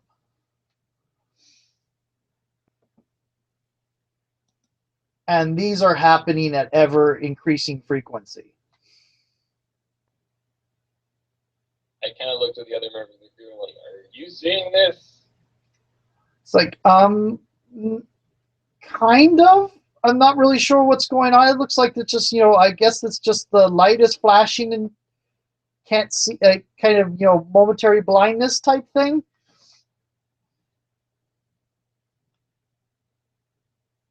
No, this is something else. And I remember stories of the Bermuda Triangle because I saw those triangles, and I think, what if?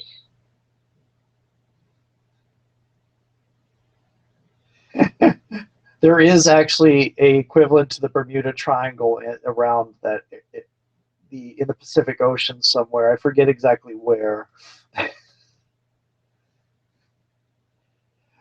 Okay. I mean, John Jagger is not a superstitious man, but he thinks this is all very strange. Yep. Okay. So this time I'm going to set up two challenges. Or actually, let's see. Yeah, two challenges. One is going to be for Eli piloting through the storm. The other one is going to be for Leanna to try to get herself to the command center to try to deliver a warning. Okay. Okay. Let's see. So who am I speaking to try and do this? Because I feel like I'm trying to persuade my way up the ladder. Right. You're probably going to start with the guard, and the way one of the things that are good about challenges is you can do them for either a small thing like trying to open a door in time, or you can use them to compress time to like montage, like a TV series would have you doing a little bit of conversation with one or two guards, and then the next thing you do, you would appear in the cockpit, and cut out a lot of the other stuff. That's one thing you can do with challenges. The other one is you can slow down something that might be happening really fast in terms of time. But if you want to add drama to it, you can stretch it out by using a challenge. So you can either stretch out time or compress time by using the challenges, depending on what works best for drama.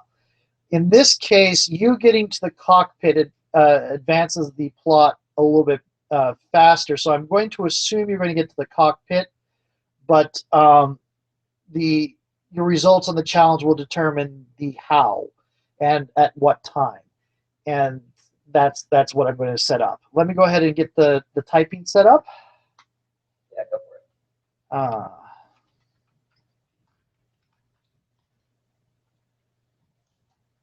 it. Okay.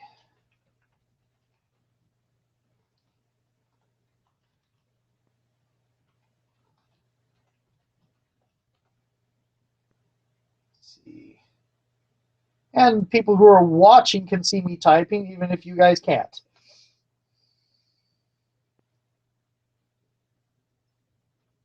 These are going to be decently difficult roles.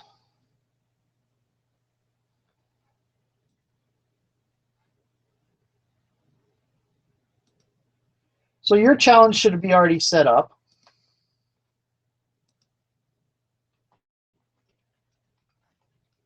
Not that you know that they're rifts yet, but I'm going to call your challenge Avoid the Rifts. Okay, Captain Jagger? Aye, aye, not Captain.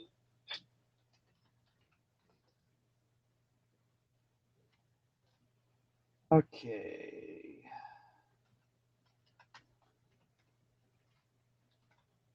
Just so you know, I use the term not Captain lovingly in the sense that the PM is kind of a step above. Indeed. Okay.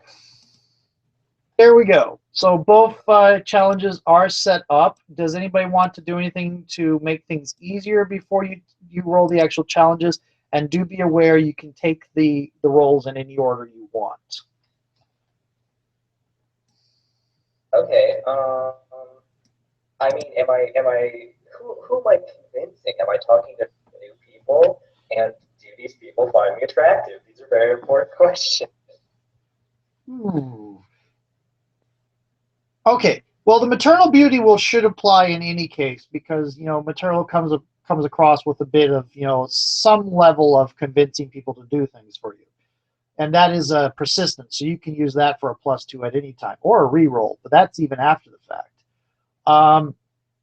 Let's see. I will take a fate point to say that the guard you're talking to is attracted to you for the striking looks.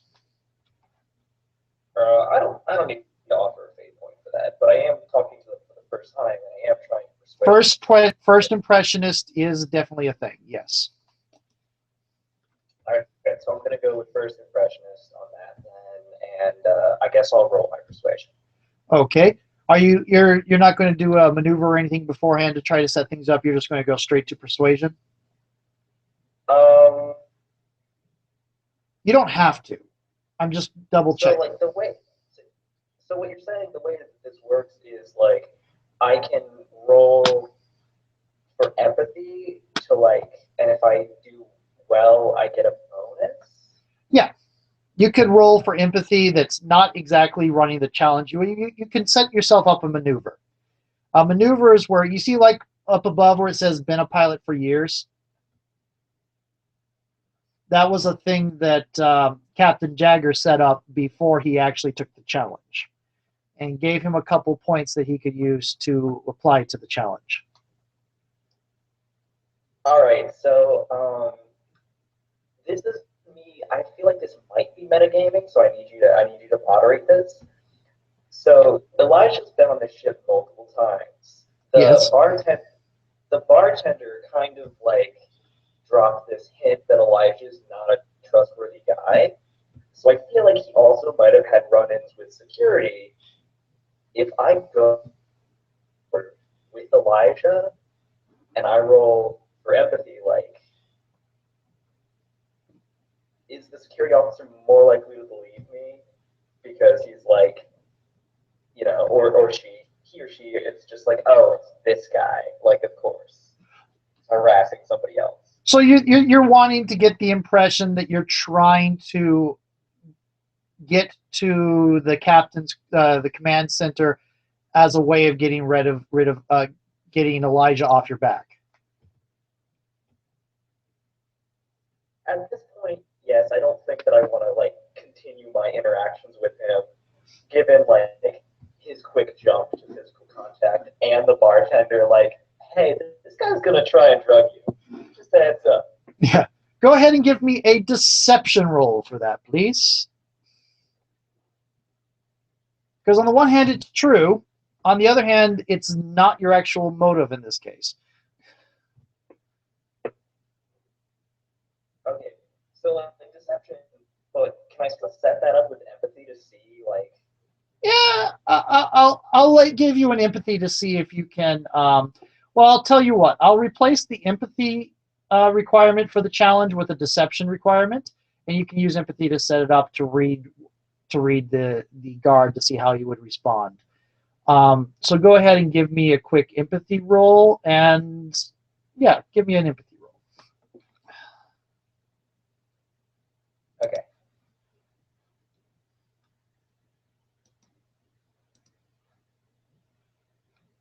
And actually, because that's a 3, that's enough for a boost. Give me a moment.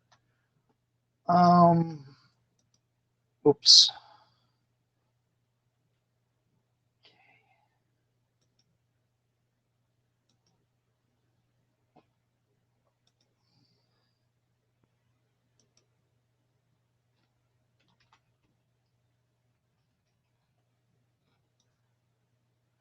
Okay, so there we go.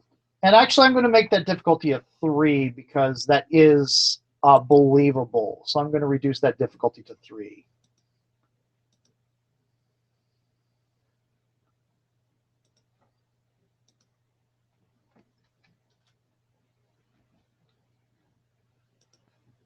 Let's see if I can move that 3 to the right place.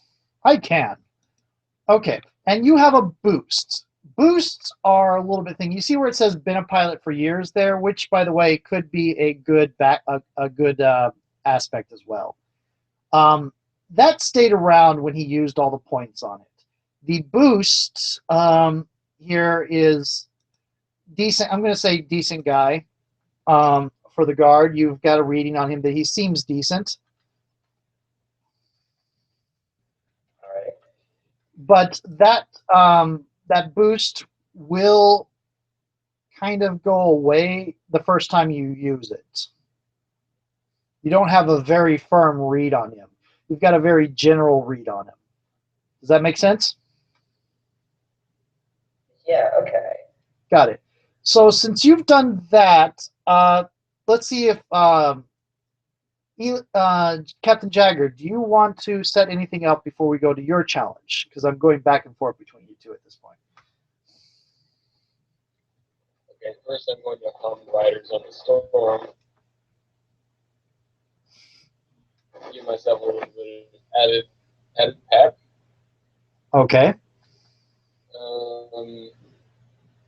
And I think that's about as much preparation as, like, I'm not really sure what I could do to prepare myself more for what I'm about to do. You can go ahead and re-roll a maneuver on the been a pilot for years thing, which again I could say does make sense as a good aspect for your character, but you can roll maneuvers to add tags to your own aspects. So even if you make that your aspect, you can roll maneuver on it, and that will give you free tags to use during the thing. But you also have a lot of fate points, so you don't necessarily need to do it.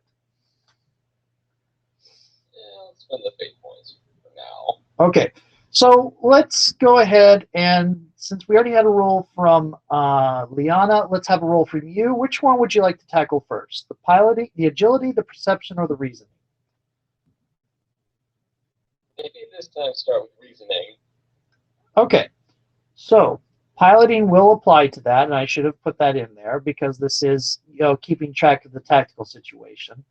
Go ahead and give me a quick reasoning +2 for the piloting for Flyboy. All right, here we go. That is a success. Okay. So on to Liana. Which one do you want to tackle first?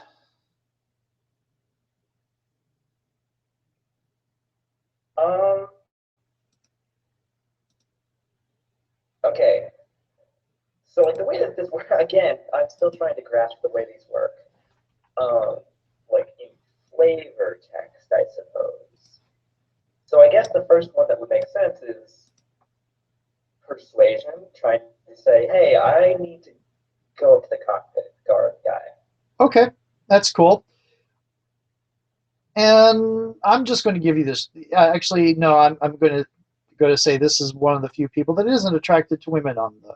Not one of the few people. It's one of the people on the deck that is not attracted to women. So the striking looks will not work. Maternal beauty still will because it is non-gender specific. But everybody loves their mom. Yeah. Okay, so you do get first impressionist, which means it gives you a total of +5 to this roll, which means there's a very good chance you will make it, and you will not need to use the maternal beauty. There's a very good chance, but yes, but it is a persistent aspect, so you can actually get a +2 from it without having to spend anything. So that would let you get to a success. Okay, I guess I'll do that then. It's like +2 will put me there. Okay. And we didn't do, I should have probably had Eli describe out how he was doing things as well. You kind of get, at this point, it looks like he turns around to look at you. He's kind of hearing you out about what you need to go, that you need to go to the cockpit or the bridge, whatever it would be called. I think it's a little bit big for a cockpit. The flight deck. Okay. Yeah, the flight deck, something. Well, actually, the flight deck would be on an aircraft carrier. But anyway, back to Captain Jagger. What would you like to take on now? All right, I think now is a good time to get into flying the ship. So I'm going to do a piloting check. Go for it. You've kind of worked out something of a path that looks like it is a little bit safer than others. All right, I tighten my grip with my mechanical arm. I use my other hand to straighten my hat for a second, and I sail on in. Ooh, tie. We all die. Well, it was nice playing with you, Fred. Yeah, no, it's a tie. Don't worry about it. Okay. It's not a failure. Okay. Now, the way it's going right now is it is very tight. Corners, there are quite a few more of these things going on than you originally thought.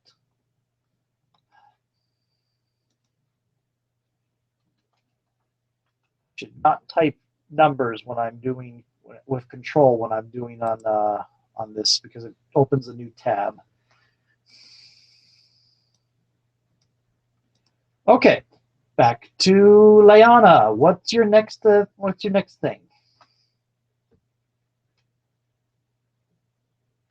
Okay, so the guy seems to be persuaded in the sense that he's at least listening to you. Oh, before I move on, before I forget, Captain Jagger, do you want to spend any of your 5 fate points to make that into a full success? Oh, I think I'm going to. On what aspect are you spending? Because you do need to tie it to a specific aspect. I'm going to use on the fly. Okay, cool. Because even though I don't know what's going on or what these things are, I can fly a ship, and I know how to do that much. Got it. Okay, back to Leanna. Sorry to interrupt. Go on. Okay, yeah. So,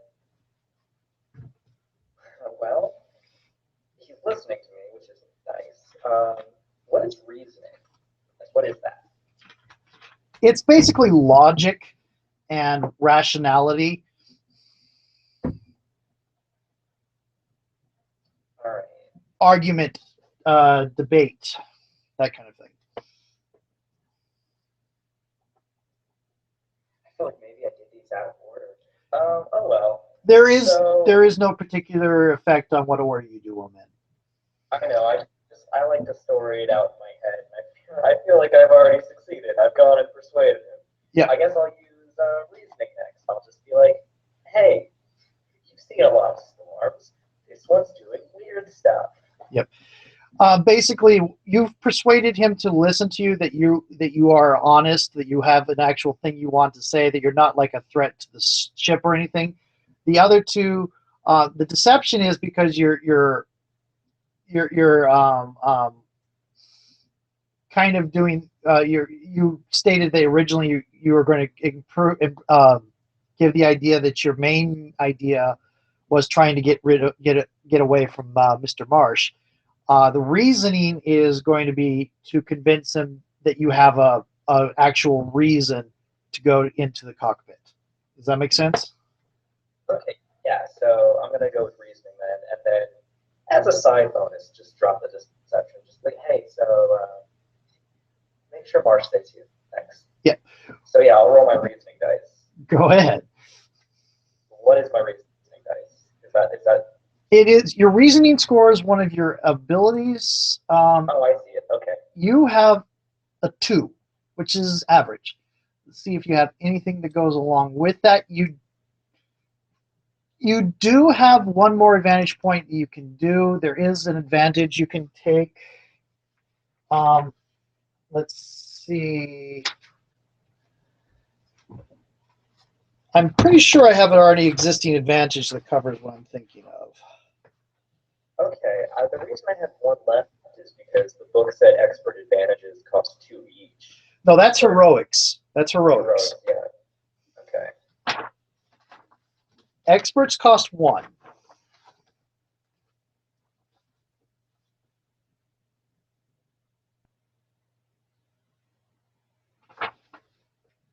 Okay.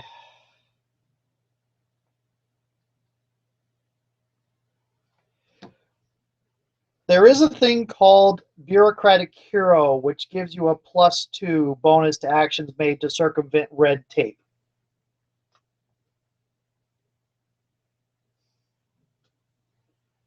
I mean, that does actually sound okay. That sounds good and like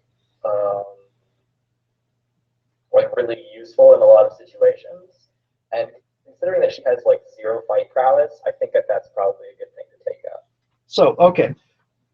Go ahead and get that, and you can add that to your reasoning, so you would be rolling +4. It is called Bureaucratic Hero.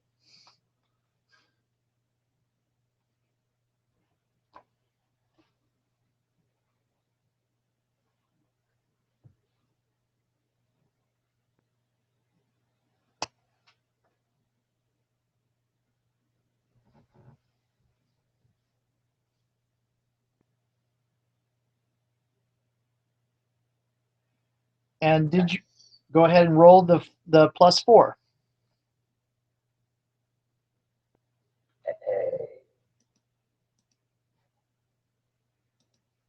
That's a 4. That's a tie.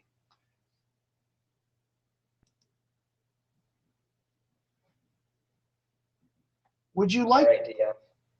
What does that mean? A tie is, in general, tie is a success with cost.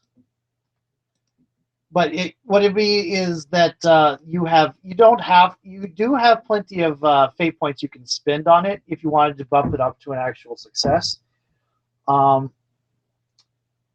Or you can just leave it at a tie and hope that's enough. What it would mean is that the end result of you getting to the cockpit is a little bit less good than if you had all successes, but not terrible. I'll take a mixed success. It's a success, kind of. Yeah. Also, when you fail, you always have there's often going to be an option to succeed with cost. Eli knows about success with cost. Okay. I mean, boy, do I. Okay. Back to Captain Jagger. You have perception roll. Please go with it. All right, now that I've almost surely steered us to safety, in quotation marks, let's see what's going on outside.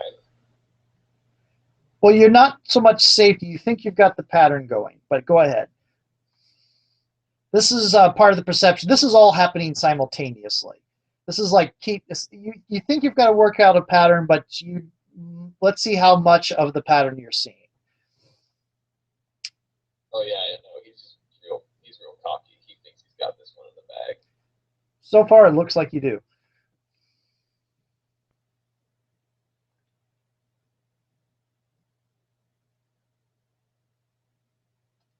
Oh boy, do you ever. Now, if we were playing the actual game, that would be one experience point that you could apply to perception and or piloting related stuff. So, because that's what we call an organic success. Nice. The nat 20s of the Fate universe. Yeah. But even rarer, I think. They are even rare, and they don't provide automatic success all the time. But in this game, they do give you 1 bonus XP. You also get 1 bonus XP if you roll all negatives. All right, well, both of the inspection recovered. Yeah, because you learn from failure as well as from success. Ooh, that's nice. If there was a prophet in the group, somebody who had taken the prophet advantage, then you would also gain bonus XP whenever a person would also gain bonus XP whenever all blanks were rolled.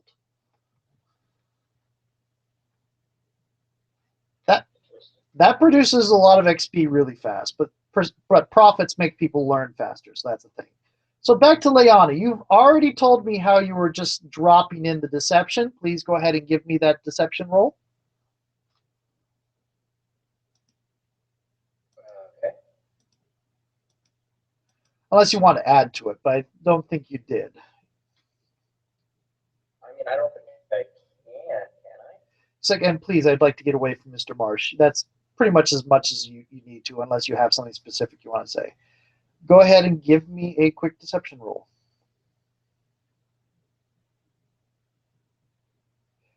Now, you aren't succeeding, but you do have that boost you haven't used yet.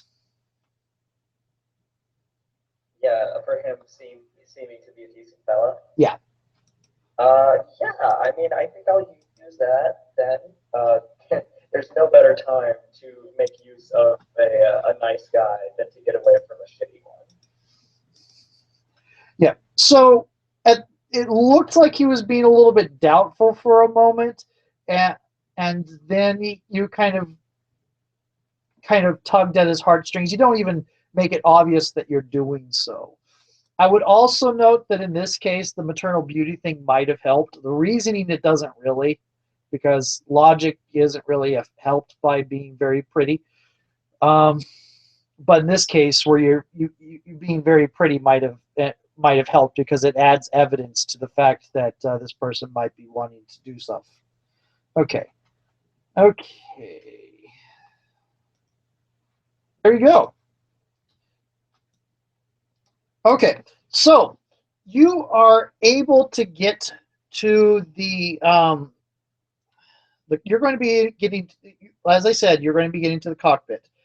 What you are finding, Captain Jagger, is that this area is getting more these flashes of rifts in space and time are getting more and more common, and it's getting very difficult to try to avoid them. You're not really you don't know what they are. You don't know they're rifts in space and time, but these odd connections between the lightning bolt, because as the storm is getting thicker and more active, the lightning being this active is pretty normal. And if it were just the lightning, you wouldn't be concerned because the ship would probably be damaged, but it could probably handle it.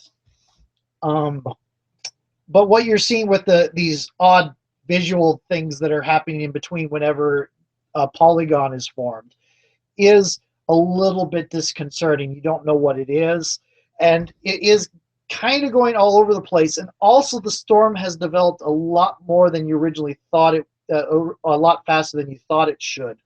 And it's starting to the cloud starts swelling up over you. So you're kind of caught in the middle of the storm. You're passing through it as much as possible. And let's see. When you get to the flight deck, not the flight deck, the bridge, Liana, you're there, and you're probably having a thought about when about trying to explain what these things are. But when you get there and you can see what's going on, it's just between when you left the observation deck and got here, it's like they're just everywhere. Okay, but I can see the pilot is like very skillfully avoiding them. Yes, but it's kind of only a matter of time. Give me a quick knowledge check right now. All right, knowledge check based like Occult. So what am I trying to knowledge out? Occult. So you're getting your +1.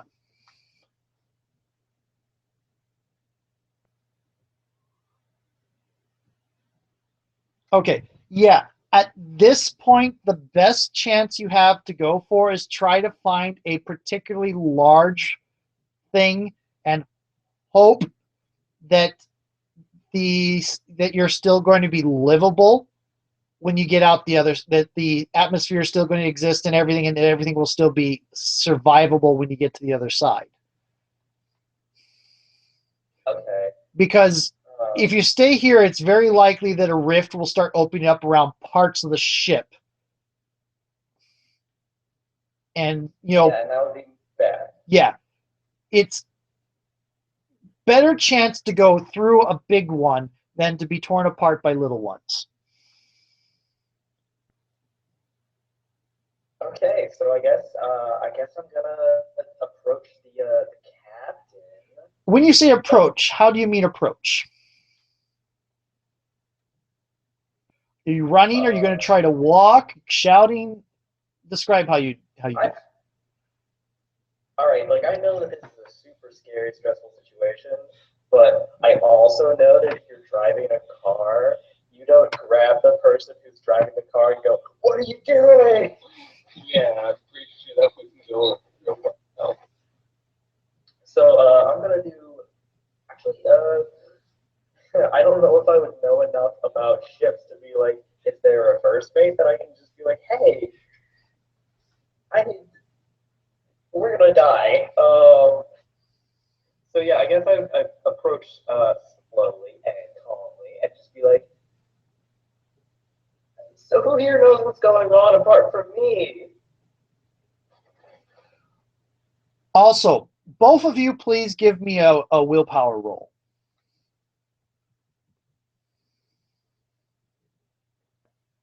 Because as you noted, Holy shit, you are dead. No, Eli's not dead. I can't help myself. I start taking every kind of drug that I can find. Like, you got a nat 20 and then you got the perfect 0. So now that's an experience point for anything willpower and fear related.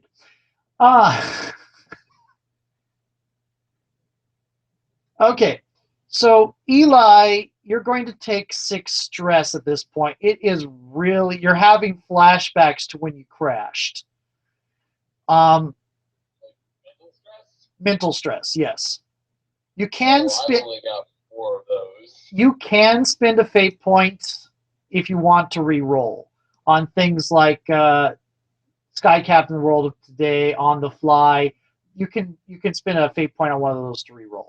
You wouldn't get the bonus XP, but this is a one-shot anyway.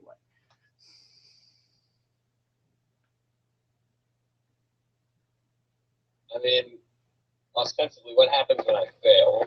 You would take 6 mental stress. You only have 4 mental stress, so you would have to take a consequence, a mild consequence.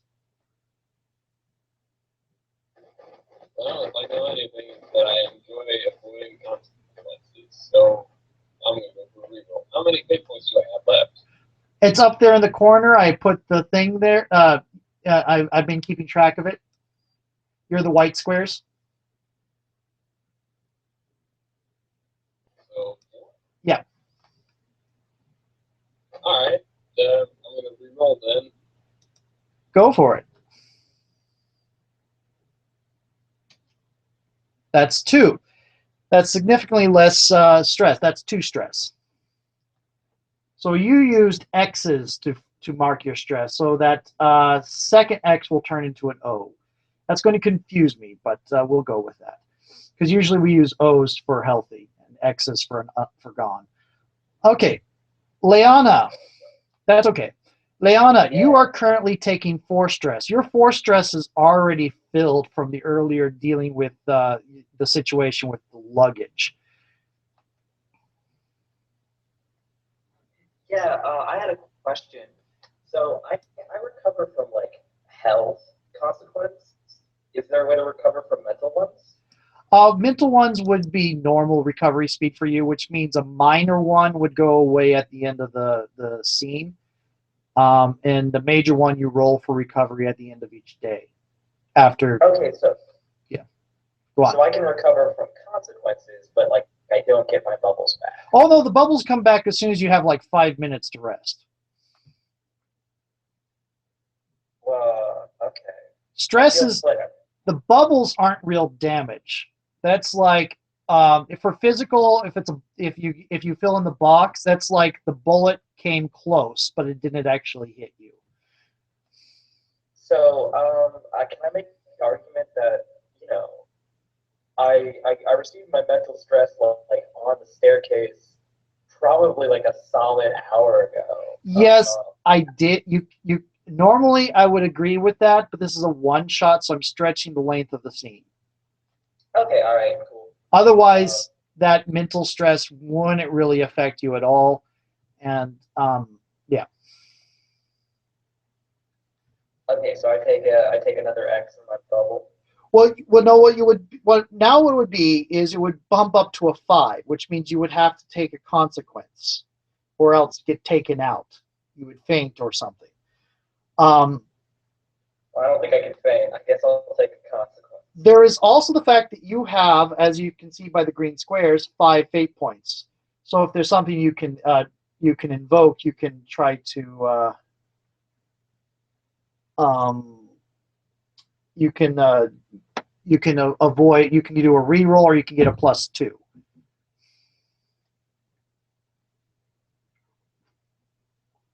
Okay. I really don't like that. I really don't like that I'm like falling apart here so soon in the game. I guess I would spend a fate point, and like the invoke for that would be like, hey, it's crunch time. Like I'm the only one who knows what's going on apparently.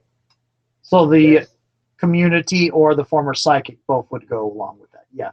You aren't falling apart so early in the game. This is about 2 hours into the game. in a game that I was planning to roll for 4 hours. So we're about halfway through. And you have and you have a lot of fate points yet. I haven't. Yeah. I'll spend a fate point to just be like, I know. I can do this. Okay. So that would mean your second, you would take 2 stress, and that second bubble would turn to an X. Got it. Okay. No, not the third one, the second one.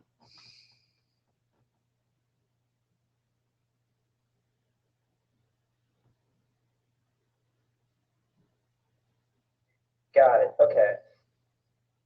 Yeah, sorry about that. That's okay. I was just marking them. I was marking them off in order. So. Got it. Yeah, no, that's the thing about fate is they don't go off in order. It makes managing them really tricky sometimes. Because if you take fate to an amount that you already have crossed out, it gets bumped up to the next highest number. The next highest number that's clear, anyway. Okay, so you are both managing. You're both feeling a little bit of the crunch of this. You're both feeling your wits wear down a little bit, but you're able to stay in control and in moving, doing stuff. Um, Go ahead and tell me you're going what you're doing again, Eli. You were going to go talk to a first mate or something, and what are you do? What are you saying? Mike, and I will.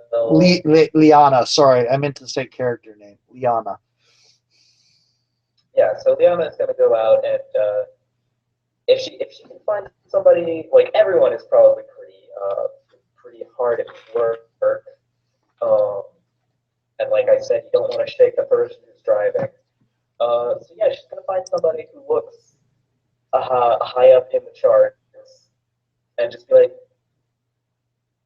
actually, you know what? No, that doesn't make much sense. I guess just out loud, she's going to say, she's actually just going to ask, so does anyone here know what's going on apart from me? Because I know what these things are and what we should do. Damn it, who let her in here? Oh, she was being harassed by one of the other customers, one of the other clients, sir, and I didn't see any harm with it. Go ahead and give me a quick persuasion roll. This is first impression. You are trying to impress people. Is Captain Jagger attracted to women? I'd say that he is. You have striking looks. So what do I roll against this roll? Or You would roll willpower. Wow, I fucking suck. well, we've already established that willpower is probably his least applicable power.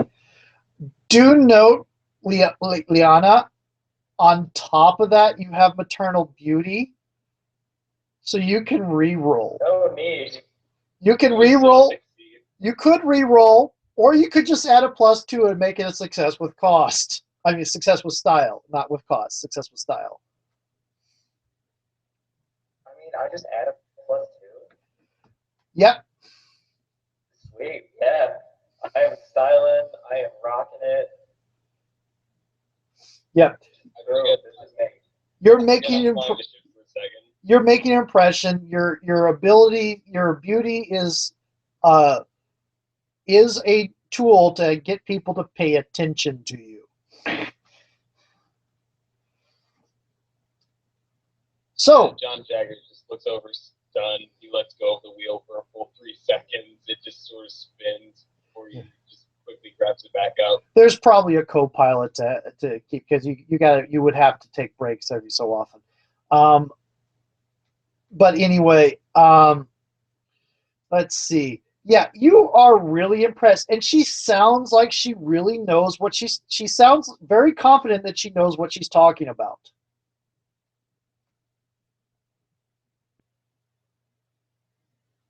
Yeah, so I've made my declaration, and I'm just kind of waiting to see if anyone's got a response to this, other than letting go of the wheel.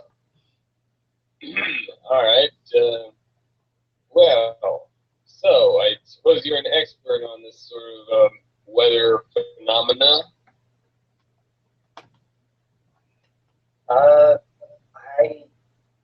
Do you want to roll Yeah. Go ahead and give me a knowledge check real quick.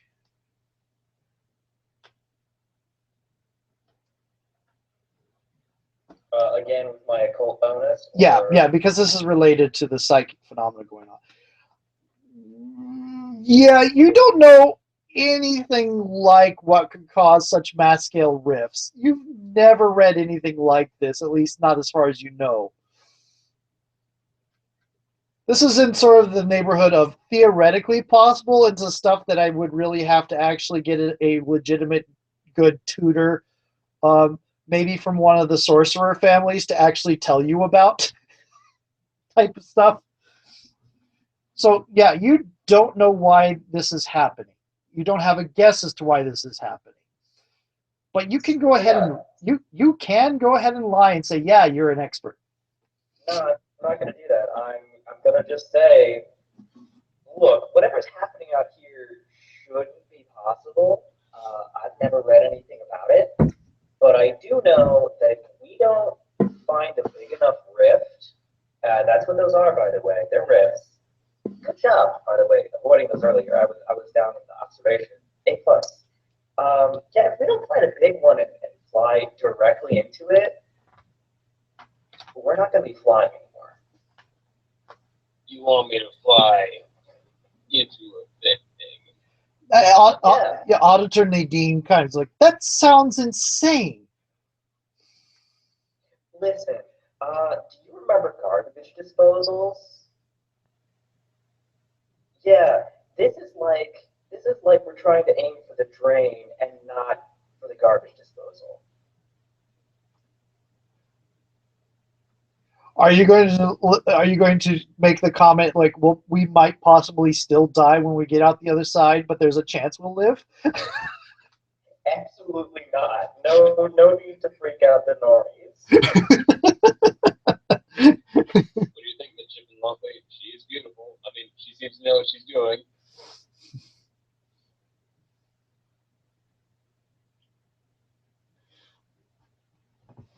Your midshipman Rothblock. I know, it's like, go ahead and give me a quick reasoning roll.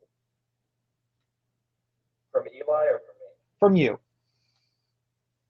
Liana.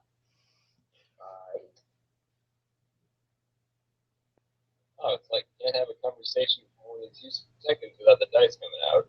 I like rolling dice. I'm sorry. Like the ship is pitching and we're trying to count our dice as we roll them on the bridge. I tend. Like, wait a minute. All right.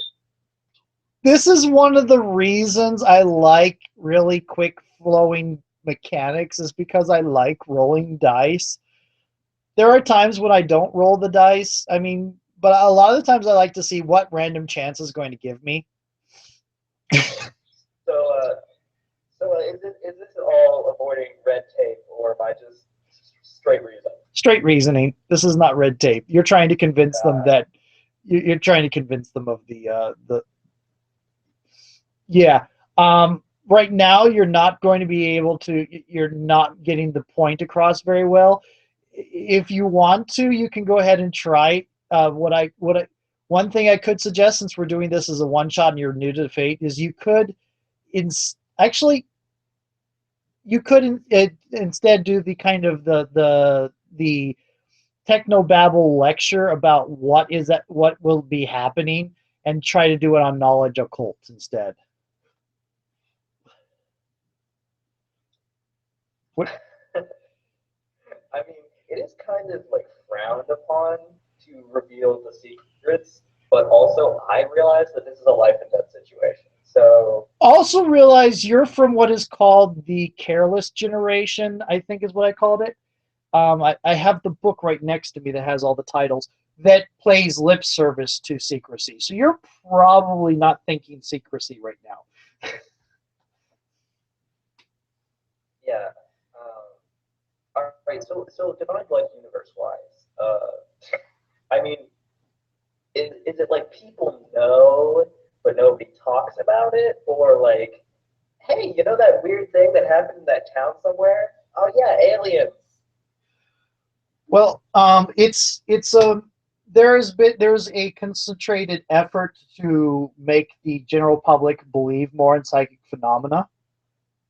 It is competing with the fact that the supernatural population is booming and is getting to a size that is a lot larger than can sustain secrecy.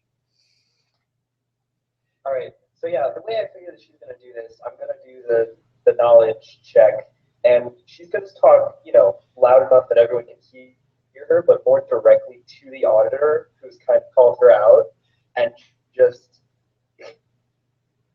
so dumb, like, tell him all about Pocket Universe, like bigger on the inside, and then just explain like the theories behind it in the fastest language she can. Okay. Go ahead and give me a knowledge occult roll. I just did. That's a 2. It's a 2. You're not getting it across very well. And go ahead. We all die. No, okay. Go ahead and give me a piloting roll, please, Captain Jagger, with a difficulty of 6. Oh, wow. Let's see. Lightweight of that. Agility, right?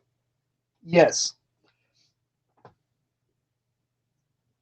On the other hand, while you're putting that up, I'm going to still have you do that. But Liana, you also have an aspect of former psychic. You have an aspect of community, so you can invoke either one of those with one of your fate points to either a +2 or a reroll.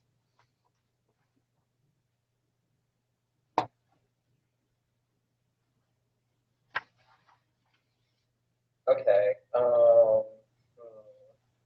I mean, a +2 would put me at 4, which is from what I remember, kind of a good success. It usually is. It usually is. Yes. And I'm not having this as contested because that was just you explaining things. It would definitely give you an edge. How many fate points do I have left? You have 4 because I'm looking at them on the screen up above the airship. Yeah, I see them. Okay. I mean, yes. Again, this is a very life or death situation. I think I would like to use the fate point and add a +2. Okay, so yeah, I'm going to go ahead and give you an aspect in play that you have given a plausible, rational sounding explanation. It doesn't sound made up.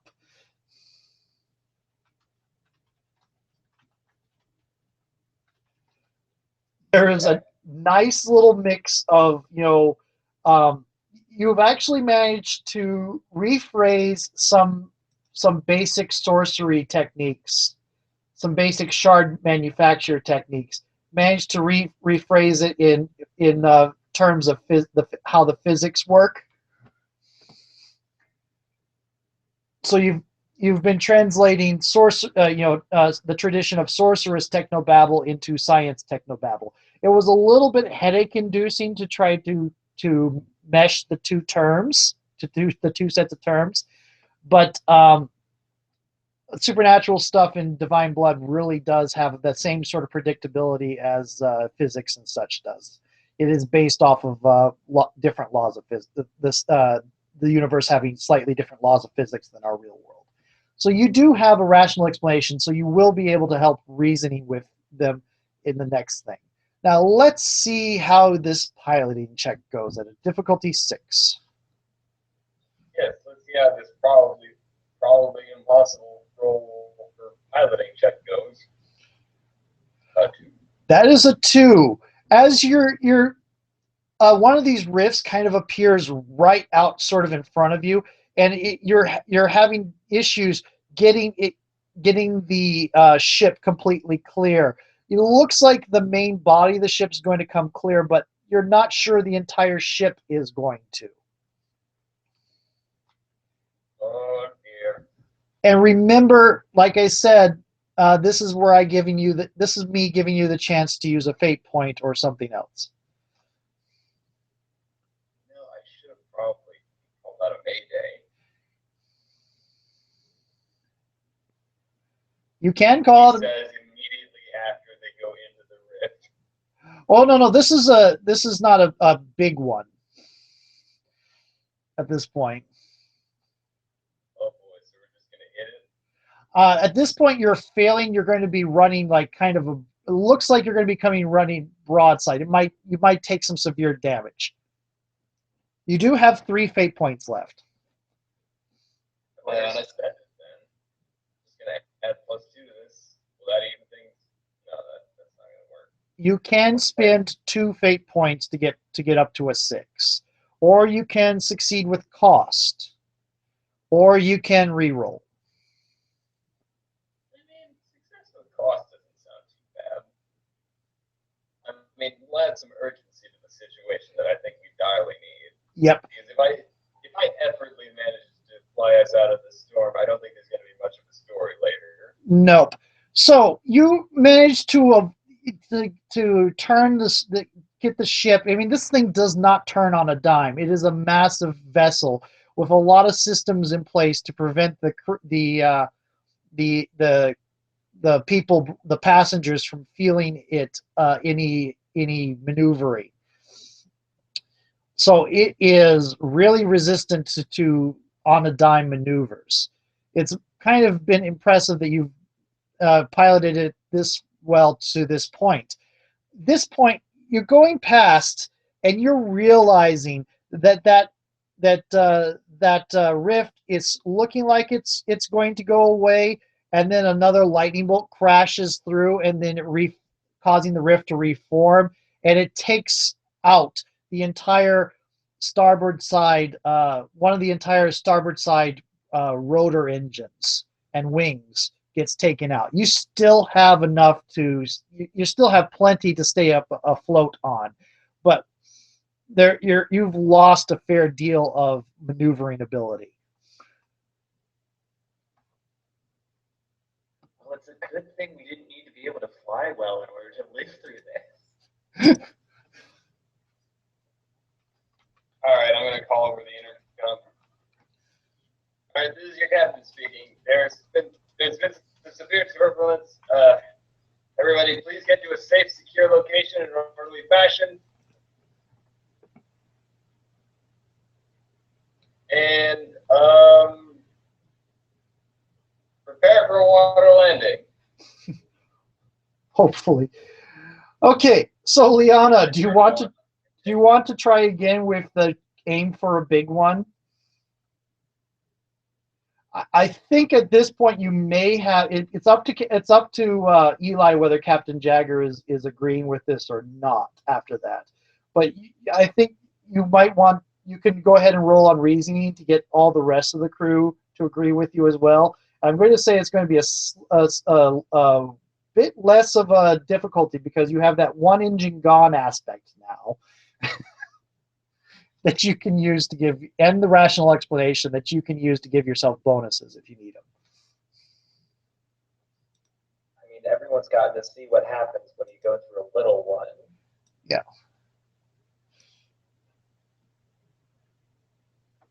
So, go ahead and describe how she reacts after the engine gets torn off. Oh, it's me. Okay. Yeah. Yeah. So she goes. Yeah, like that. Shit. So yeah, Captain. If you want to aim for a big one next time, that would be great. Because kind of freaking out. All right, lady. I don't know who you are, where you come from, or why your fingertips are green, but I'm going to say one thing about this situation. If there's anything that I can trust, it's a strange woman who's just come into the cockpit who is just rattle off all kinds of blather about science or magic or something, because I feel like the plot demands it at this point. So, here we go. At this point, I think it would be fairly logical that, yeah, the small ones are going to tear the ship apart, and it actually does make sense that maybe go through one of the bigger ones. It's a desperation time. But All right, people, let's aim for the bushes. Give me a reasoning check real quick, Liana.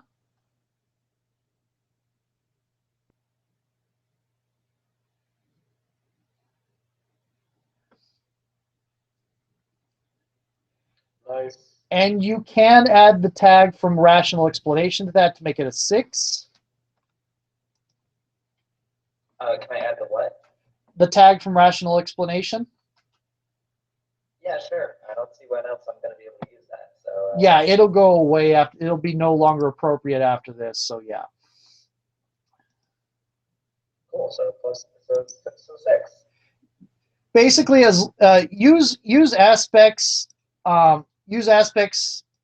when you can, the ones that are on the board, because when they stop being true in the fiction, if you set something up and then the situation changes, all your effort to set it up is worthless because you didn't take advantage of it quick enough. Does that make sense? Yeah, I mean, I feel like I could have argued that if we go through and end up somewhere magical, I could use rational explanation again, but... Oh, the aspect isn't gone. You notice I haven't crossed it out. Okay. So what is gone is the free use. Oh, all right. Well, whatever. I'll still use it. So what right now it would cost the fate point to use like any other aspect, or you could perform a maneuver again to add more free uses to it. Does that make sense? Gotcha. So the fate points let you speed things up. If you don't have fate points, you use maneuvers, which means you have to take an action to set yourself up to do it next time. Make sense? Yes. Cool. Okay. Yeah. So everybody in there is listening, just kind of looking at where the cameras are watching, where the engine just sort of got torn away and seemed to just fall away into nothing. And everybody's kind of going, and they can actually see it for the brief moment that the rift is still existent. They can see the engine and wing falling off into nothing, and then it disappears and they can't see it anymore. So it is on the cameras visible that you pass through it and there's something on the other side. So now it comes to a matter of finding a big one and trying to get into it before it disappears.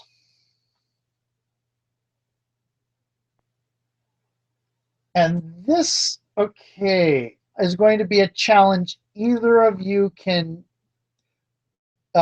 do. I mean, at least one of them is definitely going to be, what's his name, Captain Jagger, because I don't believe certain person can pilot the plane. I mean, pilot the airship. Yeah, she definitely does not have good piloting skills. She can't even like play those driving games. Mario Kart needs the game for existence. All that moving around probably just tires you out. Can I kill the cat? Okay. He is a very big man. You have no reason to be so dang racist against Dryads. You don't even know what she is. No, I'm being racist. I'm being prejudicial on the fact that you are a woman. Oh my god. Yeah. All right. Okay. Just jokes. So are we looking like perception rolls here, challenge-wise? It is going to be perception, reasoning, and agility piloting, and I'm going to actually add in, let's see, willpower.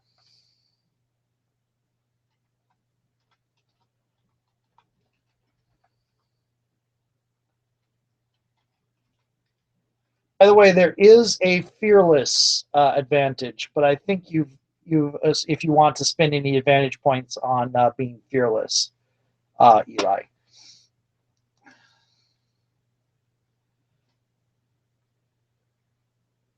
mean, I'm getting pretty deep in the action right now. I feel like adding that real quick kind of halt things. Yeah. Okay. Go ahead, and what we can do is one of you could do a maneuver to help the other one perform the actual roll, or each of you can perform a different roll, Up to you. Maneuvers are entirely optional, but if you succeed at a maneuver, it makes the actual roll easier. All right, so like if I roll for perception, can I use that to aid in Jagger's perception? Yes, you could actually. That would work. All right, that's I'm gonna do that then. Okay, got it. Go ahead and give me a perception roll. I call out to everybody. All right, everybody, have they found a big one?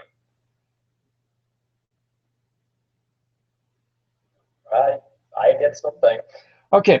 You've got right now that is going to be you're not able to see anything particular. You're not going to get any bit. You're not going to be able to help with that roll as it stands. You do have fate points you can still burn, but you can just choose to let that maneuver not happen. Meanwhile, while you're considering that, Captain Jagger, I'd like you to roll a persuasion roll. Oh my. It's a good thing I happen to be And somewhat persuasive. smooth over does apply because you're trying to keep your people calm. That is a 5. Okay. So,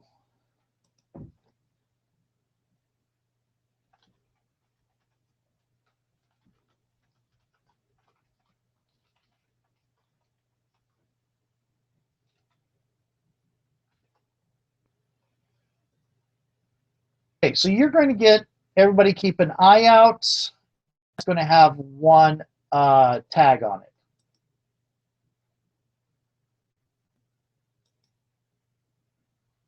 Did you want to spend a fate point to roll on the perception thing, Liana?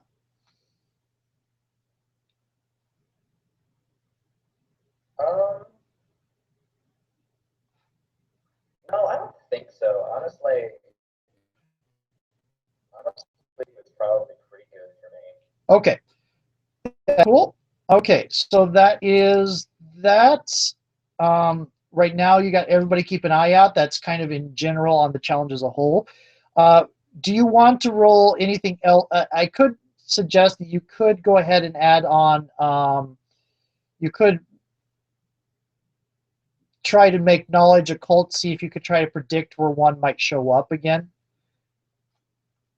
That would be actually reasoning, but I would still probably let you take the occult bonus on it because this is trying to reason out where the if there's a pattern.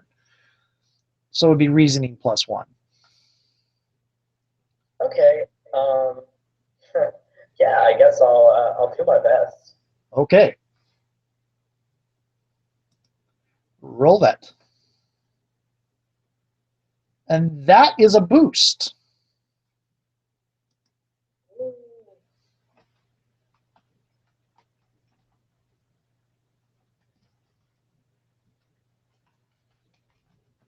So I guess I'm like down next to the captain. Just be like, hey, there's kind of a pattern here that I'm noticing. There's sort of a pattern. Now, the way I note boost is I put them in parentheses, and that means as soon as you use it, it's gone. Okay? All right. You can still try to maneuver it later to try to get a better thing. But at this point, unless you want to do any other maneuvers, we can go straight on to the challenge. If at any point between any of the rolls you want to do get an idea for another maneuver, go ahead and say I would like to do such and such. But who wants to take on the perception roll at this point? I feel like the guy with +5 perception could probably do that. Okay. We should probably go find that guy.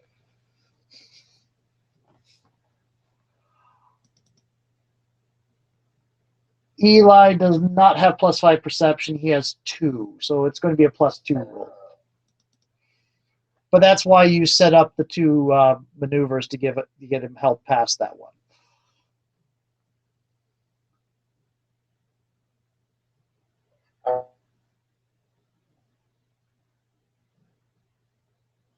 So, hello?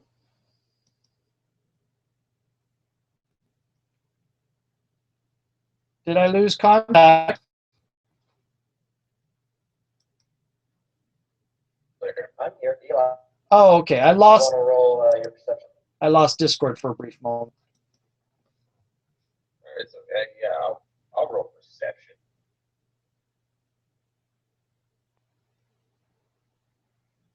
Oh dear. Yeah, I'm you're blind. you're not having a good chance of reading it. You do have that. There's sort of a pattern, and everyone keep an eye out. There's sort of a pattern will go away very fast. So if you want to use that for a reroll, that's a good idea. Right now, it's just they're all over the place. You can't find it. It's like, just these little blips everywhere. Suddenly, I have a Vietnam flashback. Well, probably And a I year. wasn't in Vietnam. Yeah, well, Vietnam didn't happen in this timeline, but but you were in the European War. Oh yeah, just all the flashing lights. Like, Okay, do you want to use their sort of a pattern to reroll? I think I'd better. Okay, go ahead. We all don't die. Yeah, go ahead and reroll. That's better. Do you want to fail or succeed with cost? See at what cost? Well, I'll tell you this. I'll take that one. You're going to go ahead and succeed with cost. Yeah, at least it's not as bad as succeeding with cost with a -1. Oh yeah, I feel like the cost is just a little bit higher. The only cost here is tragically Elijah dies. Okay, so now it goes on to the reasoning. Do either of you have an idea for a maneuver you would want to go, or do we want to go straight to the reasoning? I mean, speaking of maneuvers, I think that a barrel roll would really help our chances. You wanna make this ship, which is essentially a boat with wings, do a barrel roll while it's full of people. Think of the fun we could have in the pool. No, I don't think that would be right. Yeah, all.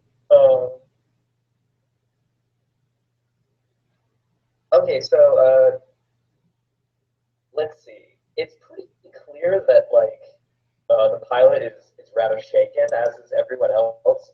Could I roll empathy to try and calm people down a little bit? Yes, yes, you can. Go ahead and try to. I'll let you, because empathy is used to help for healing. So I'll let you roll empathy to do calm everybody down. That works. Usually it would be persuasion, but I'll let you do it. All right. Your maternal beauty will go in with that because mothers are calming, supposedly. All right, so supposedly I get a +2 on that. It's either a +2 or reroll, but is that roll that I see there, the 3, what you just did? Yeah. Yeah, +2 would be better. Yeah. So that is a 5. Just so everybody keep calm.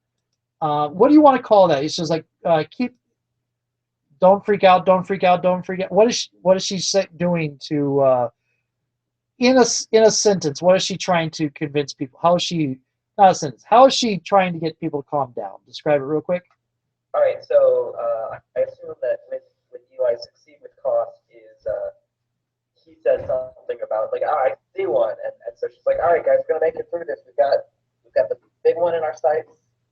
We really just have to make it through this, and so far our captain's been pretty good. So I think we got this, and I think you got this. She says to Jaeger.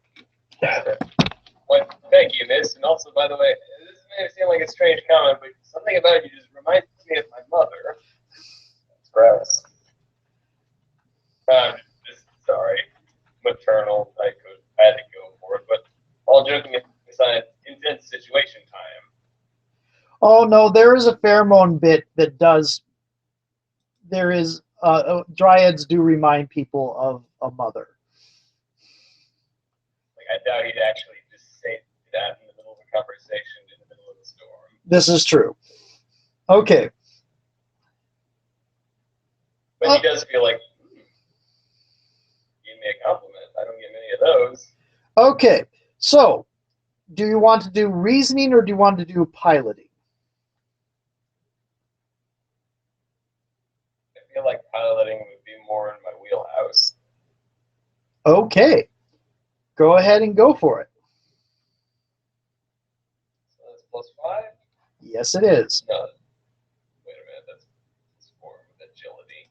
It is +4 with agility. You're right. Yeah, because you don't have a 3 agility.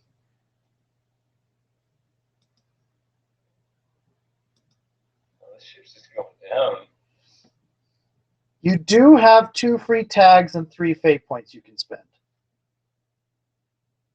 At this point, Leon is just like, I'm gonna back a different horse. Come here, first mate.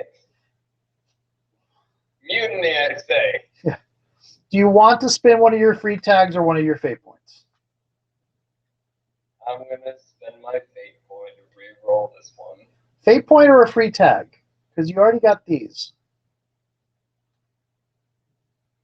I think maybe, okay, I'll spend one of these tags. Which one? Just out of curiosity. How about, I think we got this. That spike of confidence. Okay, go ahead and give me a reroll. If you roll another all negative. Oh boy. We'll see what happens. But yeah, just that little extra spike of confidence, even though things are starting to look grim, might be just enough to... Holy Oh, crap. Yep. That is a thing.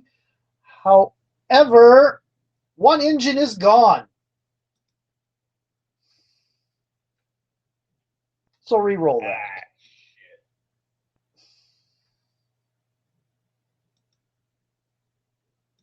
Is that worse? Is this what you wanted? It was a little bit worse, but still success. It What could would have happened if the engine hadn't failed? Would we have gone to safety? no. The overall thing is what I will save off what the results will be until all 4 of the rolls are done. But you did succeed this case. But like almost too well. Nope. There's no such thing as almost too well. That if you succeed too well is represented by success with cost. Sometimes it's one of the ways you can describe success with cost. You use too much power or whatever. Oh no, that should be for piloting, not for reasoning. Give me a moment. Okay, it is now. Go on. Could there does succeed with style fit in this category because he did exceed the limit. He exceeded the limit, but not by 3. Okay, cool. So technically, he could spin that everybody keep an eye out, and somebody on his staff would give him a pointer, and he could turn that into a succeed with cost. I mean, succeed with style. We do a barrel roll after that. Do you want to succeed with style on that piloting roll? I don't see why not. 100 points, I'm like, I've seen one. And then I go, all right, kick this thing up to 50 knots. We're going to go for it. And the airship goes like fast, maybe like faster than it's ever moved before. Yeah, it's going to be very impressive. It's not going to be like acrobatic type flying, but it is going to be incredibly impressive to everybody watching you. The piloting you're able to pick out, and it is because that boast of confidence from the strange woman with the green fingers and your crew keeping an eye out and your crew being on top of things. So, yeah, I don't give them enough credit. They're like, hey guys, you're like the best. Okay. I love you. Okay. Actually, go ahead and give me another persuasion roll on that. Oh god. No, this is potentially a good thing.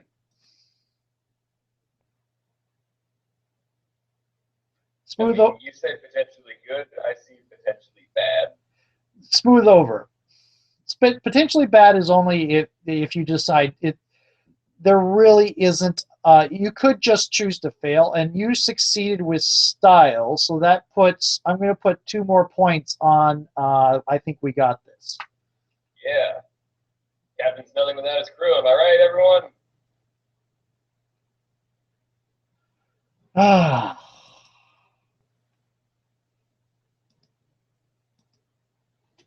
Give me a moment. I have a miniature. I had a miniature block to destroy. All right. Well, while you struggle with boxes, I'm going to take a quick break. I'll be back in like 2 minutes. Okay. Yeah, do you mind if I take a bit of a break as well? Okay, we'll take a quick break. All right, we'll take a 2-minute On the cliff, powwow. yeah, on the cliffhanger of trying to find the big rift. Okay. See you in a moment. All right, be right back. Oh, and if you want to like do a little bit of dramatic like narrative while we're gone, like sell it to the audience, that'd be great. I kind of wish I had some good dramatic music playing, but I haven't worked out how to use the jukebox and Roll20 very well yet. Don't worry, someday. Yeah. Yep. So at this point, we've succeeded with cost and perception, and success with style and agility. Those partially cancel out. The succeed with cost was going to be that the one that they find is not going to be. I'm going to actually do this as a story. So the airship is through the great piloting of Captain Jagger and the attempts by Liana Solis to keep everybody calm and collected and focused and trying to keep everybody keeping an eye out for rifts. The direction of the rift that they did just spot, they are going to get to it in time before it closes, but it's not quite as big as they think it is. That said, Captain Jagger's piloting is very good. So right now, the end results of what the condition of the ship's going to be in when they get to the other side of the rift is going to be entirely dependent on the other 2 rolls. So we're going to have to see what's going to happen as the Belt of Orion makes for this opening in the fabric of the universe.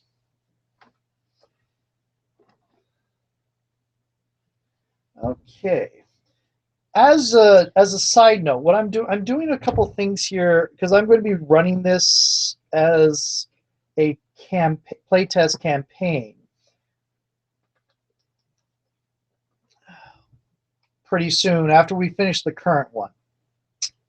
And so I'm testing out a couple of things to add to my to how I do it. Like I'm keeping track of how many fate points people have up in the corner. I used to not do that. This is working out for me fairly well. In fact, I have the NPC. I don't know why I'm hitting the push to talk button because the broadcast does not need me to push to talk. I have the NPC stuff down here in a corner. I'm actually going to delete this because it's there we go. So I still have 1 more fate point that I can use to spend against them. I did not have to spend a fate point here because that was a consequence on the ship, and I got to use it for free for one time. Now, as I've said, with challenges, the end result is determined by the total of things. So if these both end up with success, they are going to go in without much trouble on the other side of the rift. If they roll poorly, they're probably going to have more damage and probably going to have maybe a little bit of Star Trek shakiness going on, and maybe definitely. And on the willpower thing, I put that at a low of 3 because neither one of them has a particularly high willpower. So, I mean, I could have just left it at the 5 like I did the other ones, but I decided not to punish them. This is mostly an action thing, and this is a prologue leading into another situation rather than a. If this were a more horror or hopelessness or desperate situation, that would be a different matter. Okay, hi, welcome back, Mike. We're waiting for Eli then. Yeah. At this point, success with cost is, I've already told the audience, anybody listening to this, but at this point, success with cost is matching against success with style. So those more or less cancel each other out. So the end result of what the ship is going to be, what condition the ship's going to be in on the other side is going to be the other two. And at that point, I think we're going to probably come to the end of the scenario with what the ship in on the other side in whatever circumstances they find in. Because I don't know that we'll have enough time left. I mean, we could go longer than the 4 hours I originally planned. But on the other hand, it might be a good cutoff point at that point. Yeah. Okay. Yeah.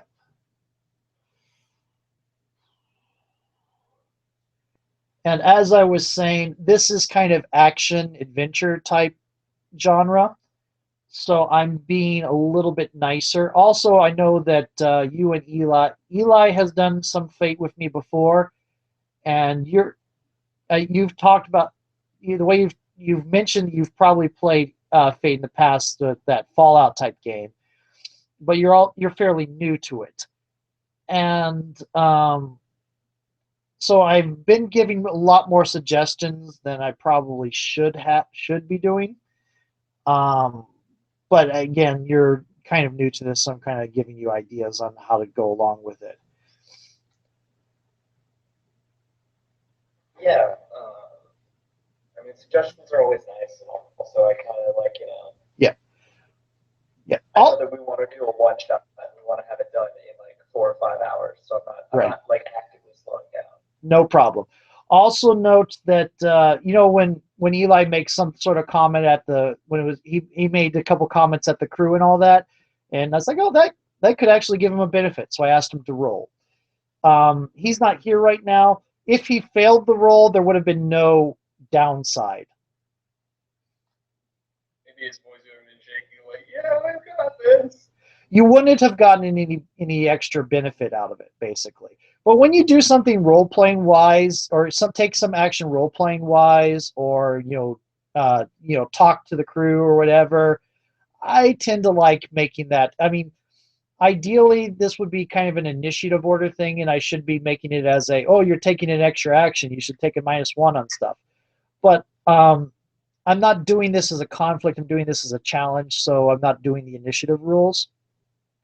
And that's the kind of action that should possibly give you a benefit. So I'm going to let you roll for it to see if you get a benefit. Does that make sense? Yeah, that makes sense to me. Okay. So if I hear something like that from you, or I hear something like that from Mike, then I will go ahead and suggest, hey, could you give me an XX roll?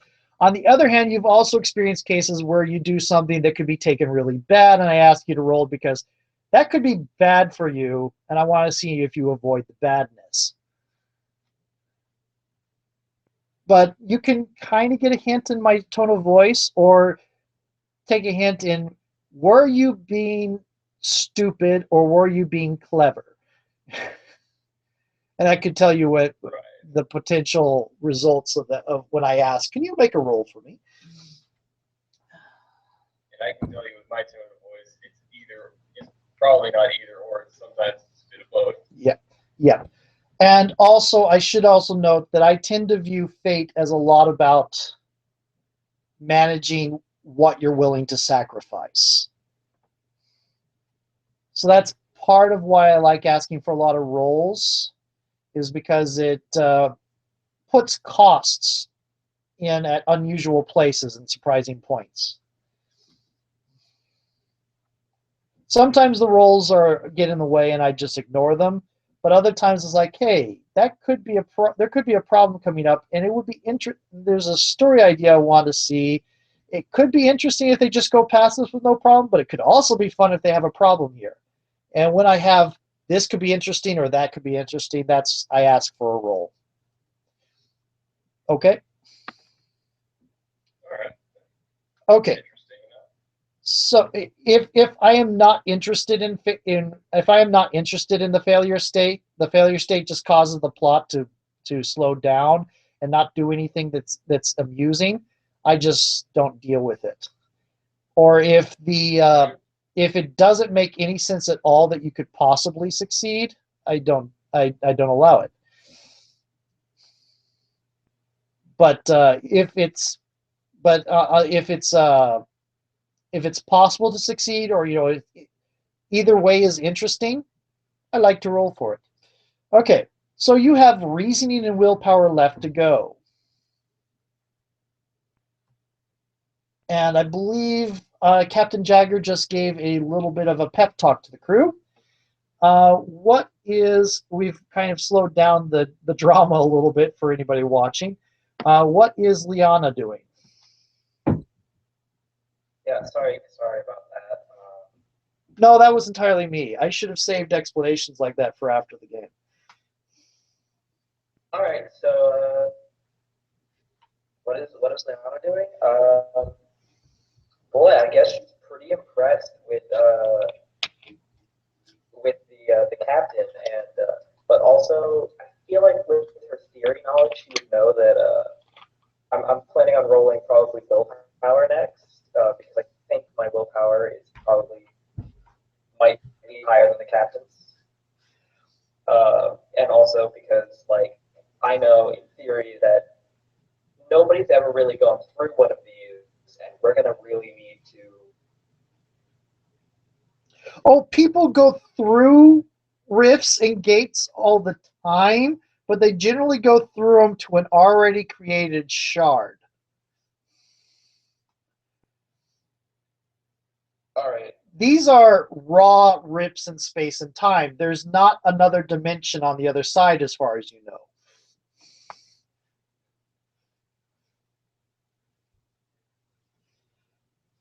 Okay, well, I mean, I guess I'll still be like willpower, like.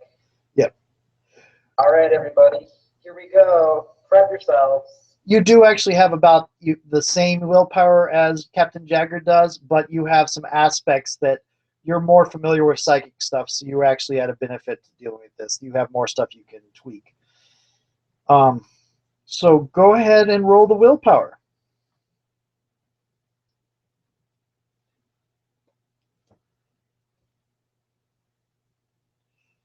So right now, you're feeling yourself, you're not really sure. You're trying to tell yourself and everybody else that you're fine and you're sure about this, but you're not really. And you feel like it's starting to show.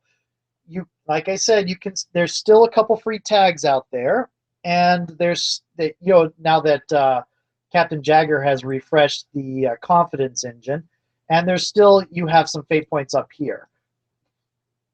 And I would try not to remind people specifically of that because it slows down the drama.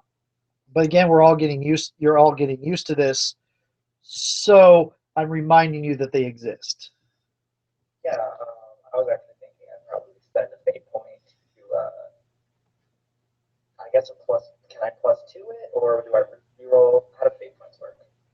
You can choose +2 or reroll. Statistically speaking, you have a +0 there. So reroll is likely to give you a worse result. Yeah, I think I take the +2 then. Just like, yeah, I'm feeling pretty unstable about this. Like, I'm not sure. But then I would probably remind myself that, okay, people go through these rifts all the time. It's true. We're not sure where we're going to end up. But there has to be something on the other side.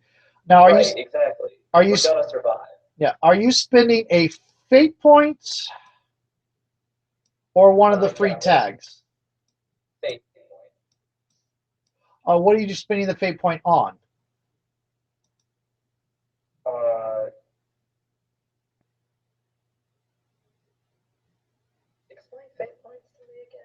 You spend fate points to use one of your aspects. Okay, I think that I would probably use my community aspect then, because, like you said, it's pretty common that people would go through rifts. I've probably used a rift. You've Yeah. probably You- gone on like a field trip or something where we rifted away. Yeah, possibly. They're not, everyday occurrences for going to other rooms, but they're common enough that you might have, if you're in the community, you might have, and you've been doing a lot of studying recently. You could have maybe talked to some members of Psych and seen one or something. I will also tell you that if you spend 2 fate points, or you spend 1 fate point and one of these, then you can put it up to a success with style. Yeah, why not? The pilot got to succeed with style. I would also like to be just super like, oh yeah. Would you like that 2 fate points? Because would you like to do that on 2 of your aspects? Like you have former psychic and you have community. Would you like to do on both of those, or would you like to use one of the free tags? I think 2 fake points will do. Okay. Yeah, I'll draw from both of my backstories. Both of your defining and your backstory. Cool. Okay, so that gets you a success with style. You are radiating confidence. I know this stuff.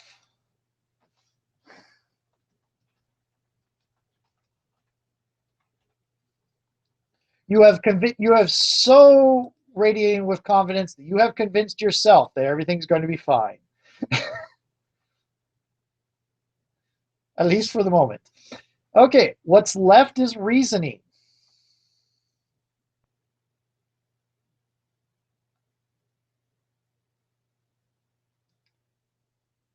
I'll get this one. Okay, go ahead, tell me what's going on. What is Captain Jagger doing?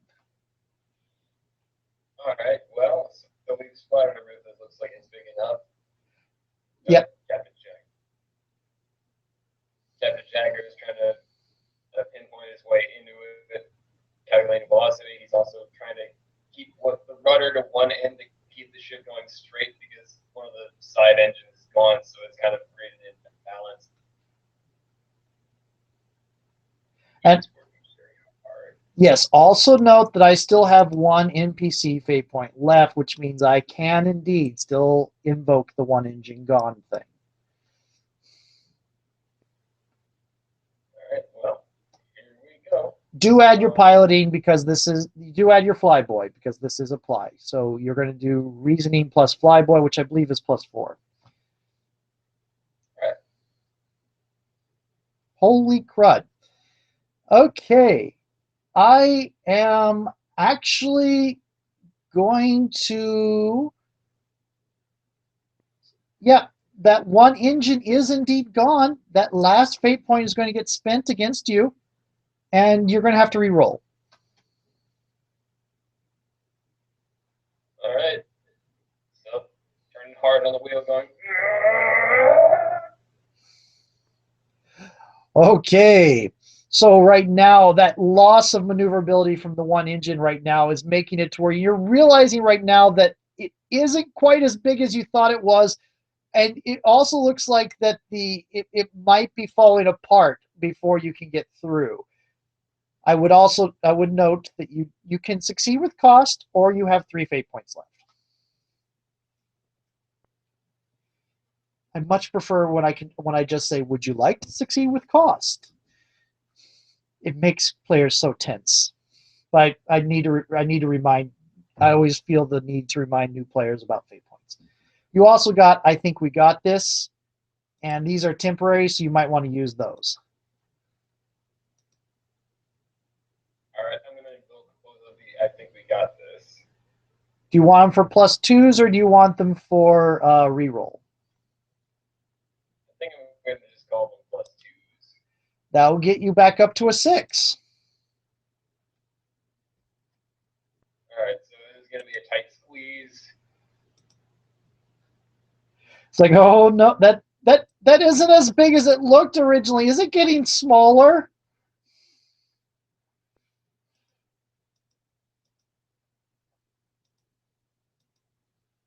Okay. It I don't does. think the insurance is going to cover this. What the hell is going on? Auditor Nadine is calling out as the ship passes through, just kind of barely squeaking its way through. Um, I mean, it is you're getting through with no damage, but it just barely, no extra damage, but it's just barely squeaking its way through. And then on the other side, there's just grayness everywhere.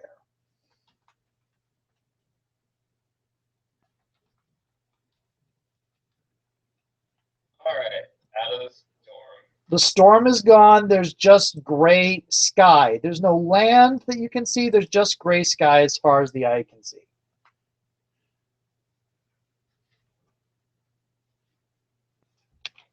All right, I turned over to my girl, Leon. What's your name? Oh, right. Yeah, sorry. I forgot in my whole not dying thing. Get in the moment. I'm Liana Solis.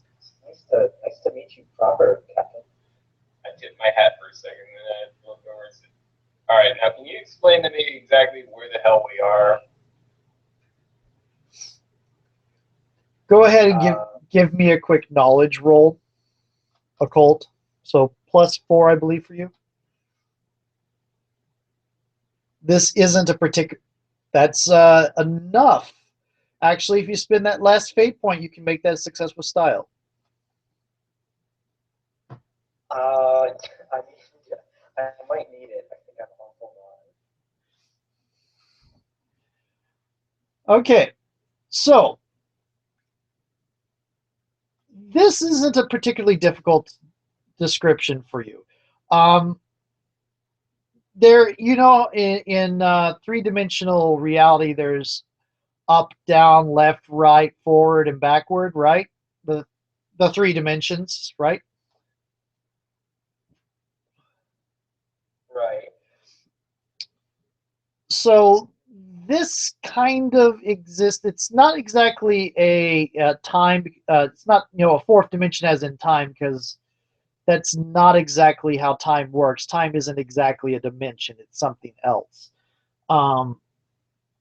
But this is sort of like sideways. It is a basically on a fourth dimension. It is a extra dimensional space that kind of, you've got to still be close to Earth because there is no rift that opens far away from Earth. The problem is that you have no idea how to map coordinates in the cosmology.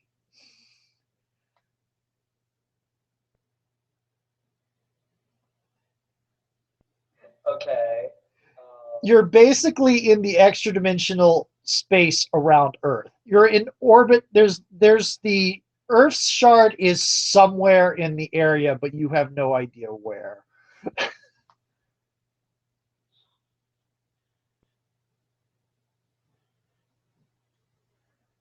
Okay. I'm trying to think of how am I gonna explain this to this ordinary human. Yeah, you're basically floating in a sea of unshaped matter. Is there air here? Surprisingly, yes. Oh, thank God. Around the ship, as far as Leona can tell, the ship brought its own atmosphere with it. That's handy. Yeah. I guess she goes, well, congratulations, Captain. I think you might be the first interdimensional ship captain.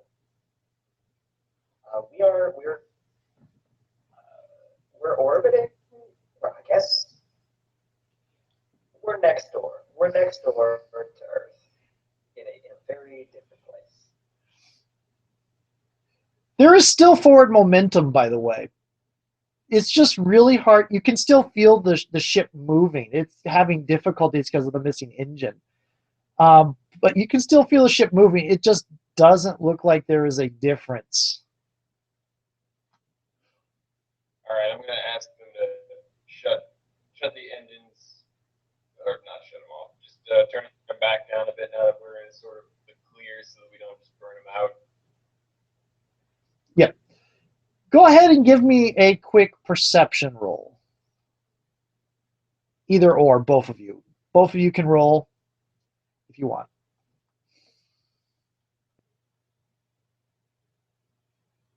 It's all just empty. I see things. Boy, do you see things. Yeah, you're not really sure at the moment. Yeah, it looks all just empty to Captain Jagger, but Liana is kind of glancing around now that I'm not dead, I'm not dead, I'm not dead.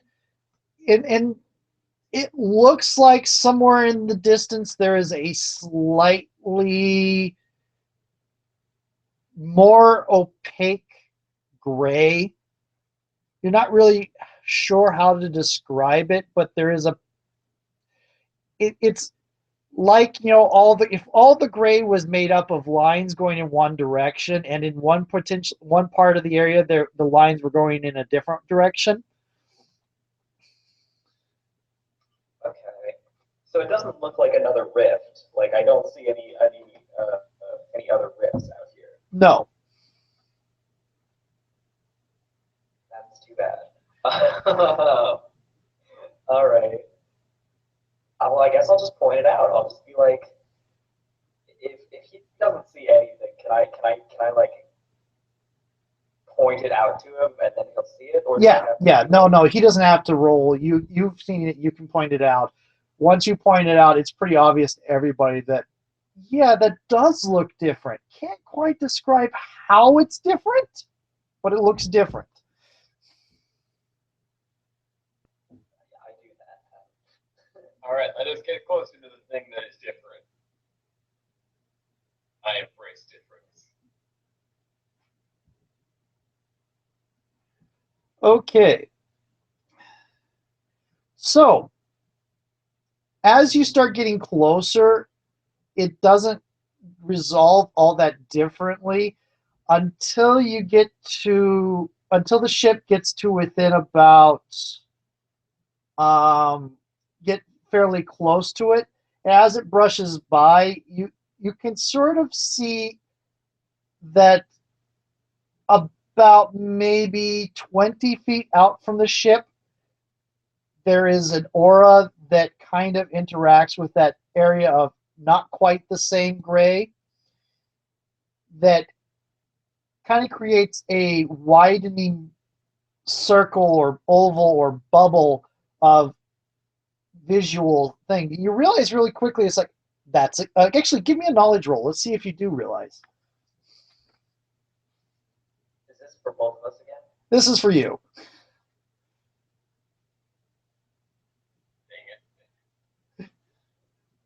Occult knowledge? Yeah. That's a gate, i.e. a stable, safe rift. And you've kind of realized suddenly that somehow the ship is its own shard.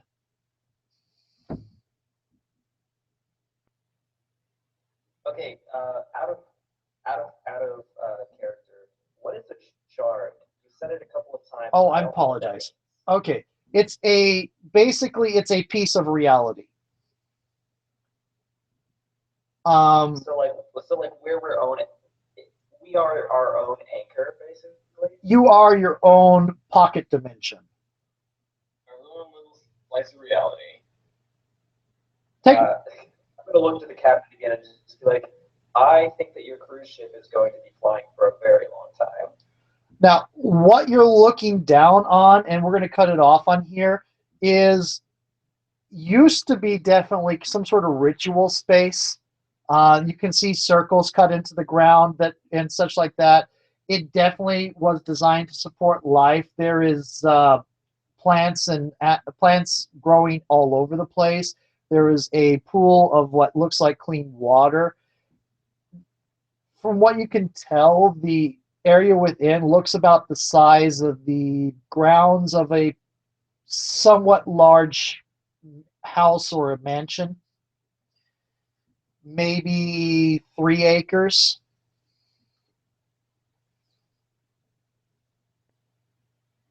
They're probably, you think you can hear bird song coming from it, but basically there is a, where the edges of the shard around the ship and the edges around of the shard around that area meet, there is a gate that can be passed through to get to the other place. But the two things aren't actually interacting. There's just that gate where you can pass between the two.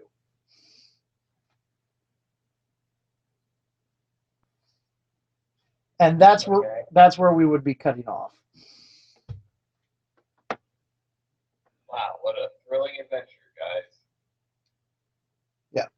I'm going to be running this with my regular playtest group, and I know I already said their name at one point early on. I'm going to avoid doing that again because and we're going to be looking into dealing with some of the extra dimensional stuff for the setting with that playtest campaign. Happy tabletop day. Happy tabletop day. Thank you, thank you. Have a good day, and I hope you guys get to have more stuff done. Yeah, this was fun. Yeah, great.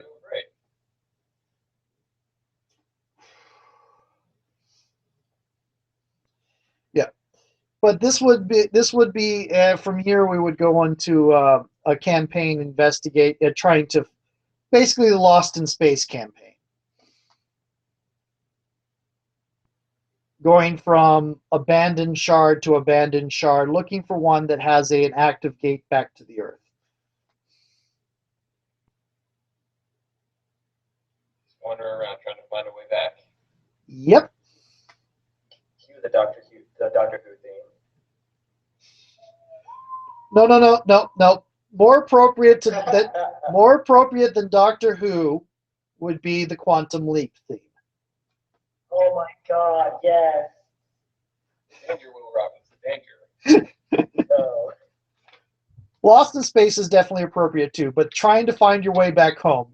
I think one of us even said that. That is the tagline to Quantum Leap. Each shard we pass through will hopefully be the one back home. Oh, wonderful. Oh boy. Okay. It's gonna be a long cruise. Yeah, especially since, you're going to have to start doing things like refreshing the amount of oxygen on board or getting food and water and such. Do I technically produce oxygen? I'm a plant. You're partially plant. Most of you is still animal. Your nervous system is vegetable. All right, so I have like a lot of just like basic questions about dryad anatomy. We talked about regeneration. You said I could regrow a limb. So if I cut off a limb and I plant it in the ground, do I grow a tree? I don't think it's ever been tried, and my immediate thought was you better hope not.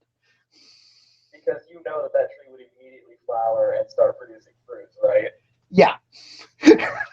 Hey, Captain, I found this great new food source down in the in the cargo hold. Someone's trying to bring a tree in. This fruit looks really tasty. I think I'll have me some. Tastes like pain. There are dryads in psych prisons because of things like that. I should say Right. there's one dryad in a prison because of that. And there were a lot of dryads in prison, and then everyone was baffled. Yeah. Well, the main thing is normally you have to kill a dryad to get a tree. Which means the one dryad that's in prison for feeding people dryad fruit killed another dryad and then went around feeding people the dryad fruit. Oh man, that's like murder cannibalism. What happens if a dryad eats a dryad fruit? Well, the parasite within them resists any sort of transformation. So it'd be like if a god or demon tried to eat it, or anybody else that's self-evolving, they would either beat the new parasite or they would die. Okay, that's too bad. Yeah, yeah. Gods, demons, and visionaries, and anybody else with the self-evolving trait that eats a dryad fruit would not become a dryad. They would either survive or they would die because the parasite would kill them. But the parasite itself would die because it wouldn't be able to successfully bond. So it's a success with consequence, basically. It is a failure on all ends, but yeah. Normally, there is ways to treat it or remove it, if it goes past a certain, there's a point of no return beyond which it can't be treated, and the symptoms can be mistaken for other things if you're not thinking about dryad fruit. Okay. So, like, if I'd have to look it up, but if you had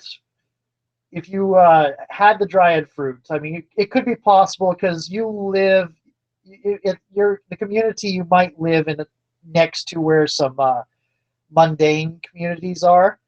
And if the dryad tree sprouted outside the community where it wouldn't be identified very well, possibly those dryad fruits might have ended up in something other than something not immediately obvious, or like you didn't do. They aren't all that common, so people know about them, but they might not have seen an actual dryad tree ever in their life, and might not know what it is until someone who is an expert walks by and says, what's that?"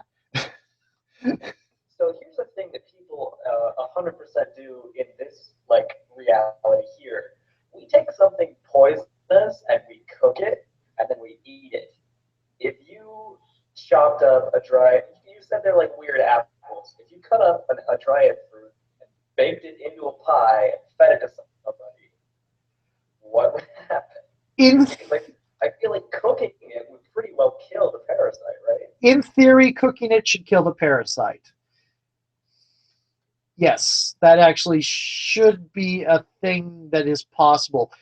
The um, the main problem would be, oh, this smells really good. So somebody would in the process of cooking it, somebody would probably try to take a bite from a raw Yeah. apple.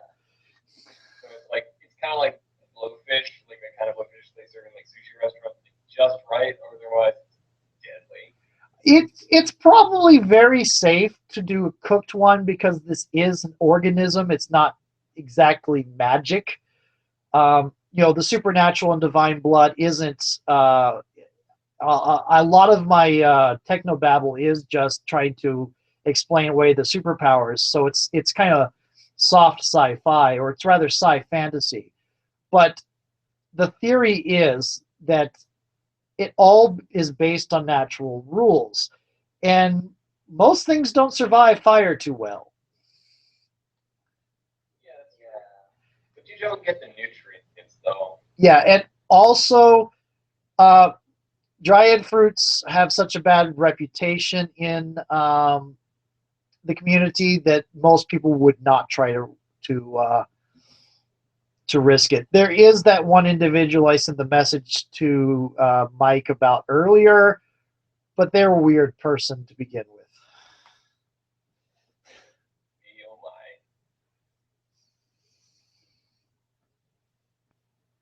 my. Okay, so I'm going to stop broadcasting. Happy Tabletop International Tabletop Day. I'm actually going to stop screen sharing for a moment.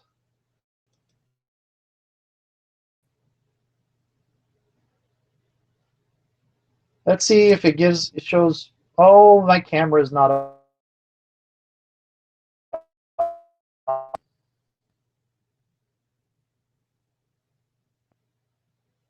I don't know why, but my camera is not operating.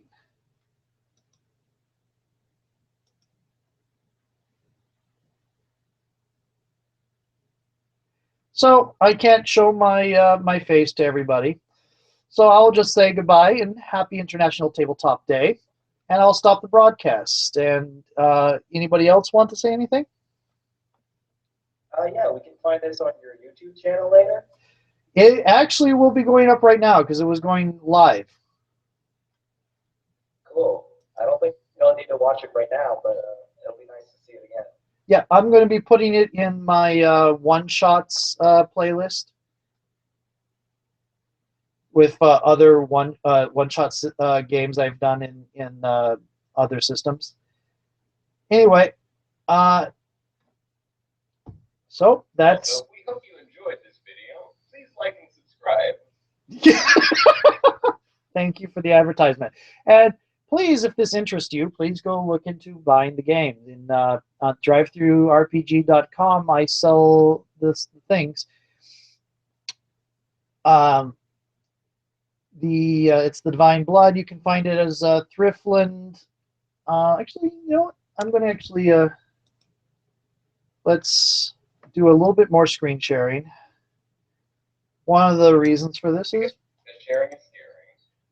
sharing is scary. Lovely. Okay.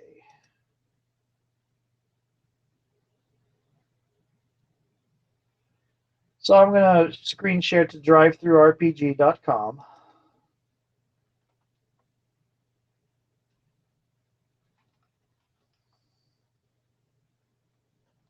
Oh, there you are.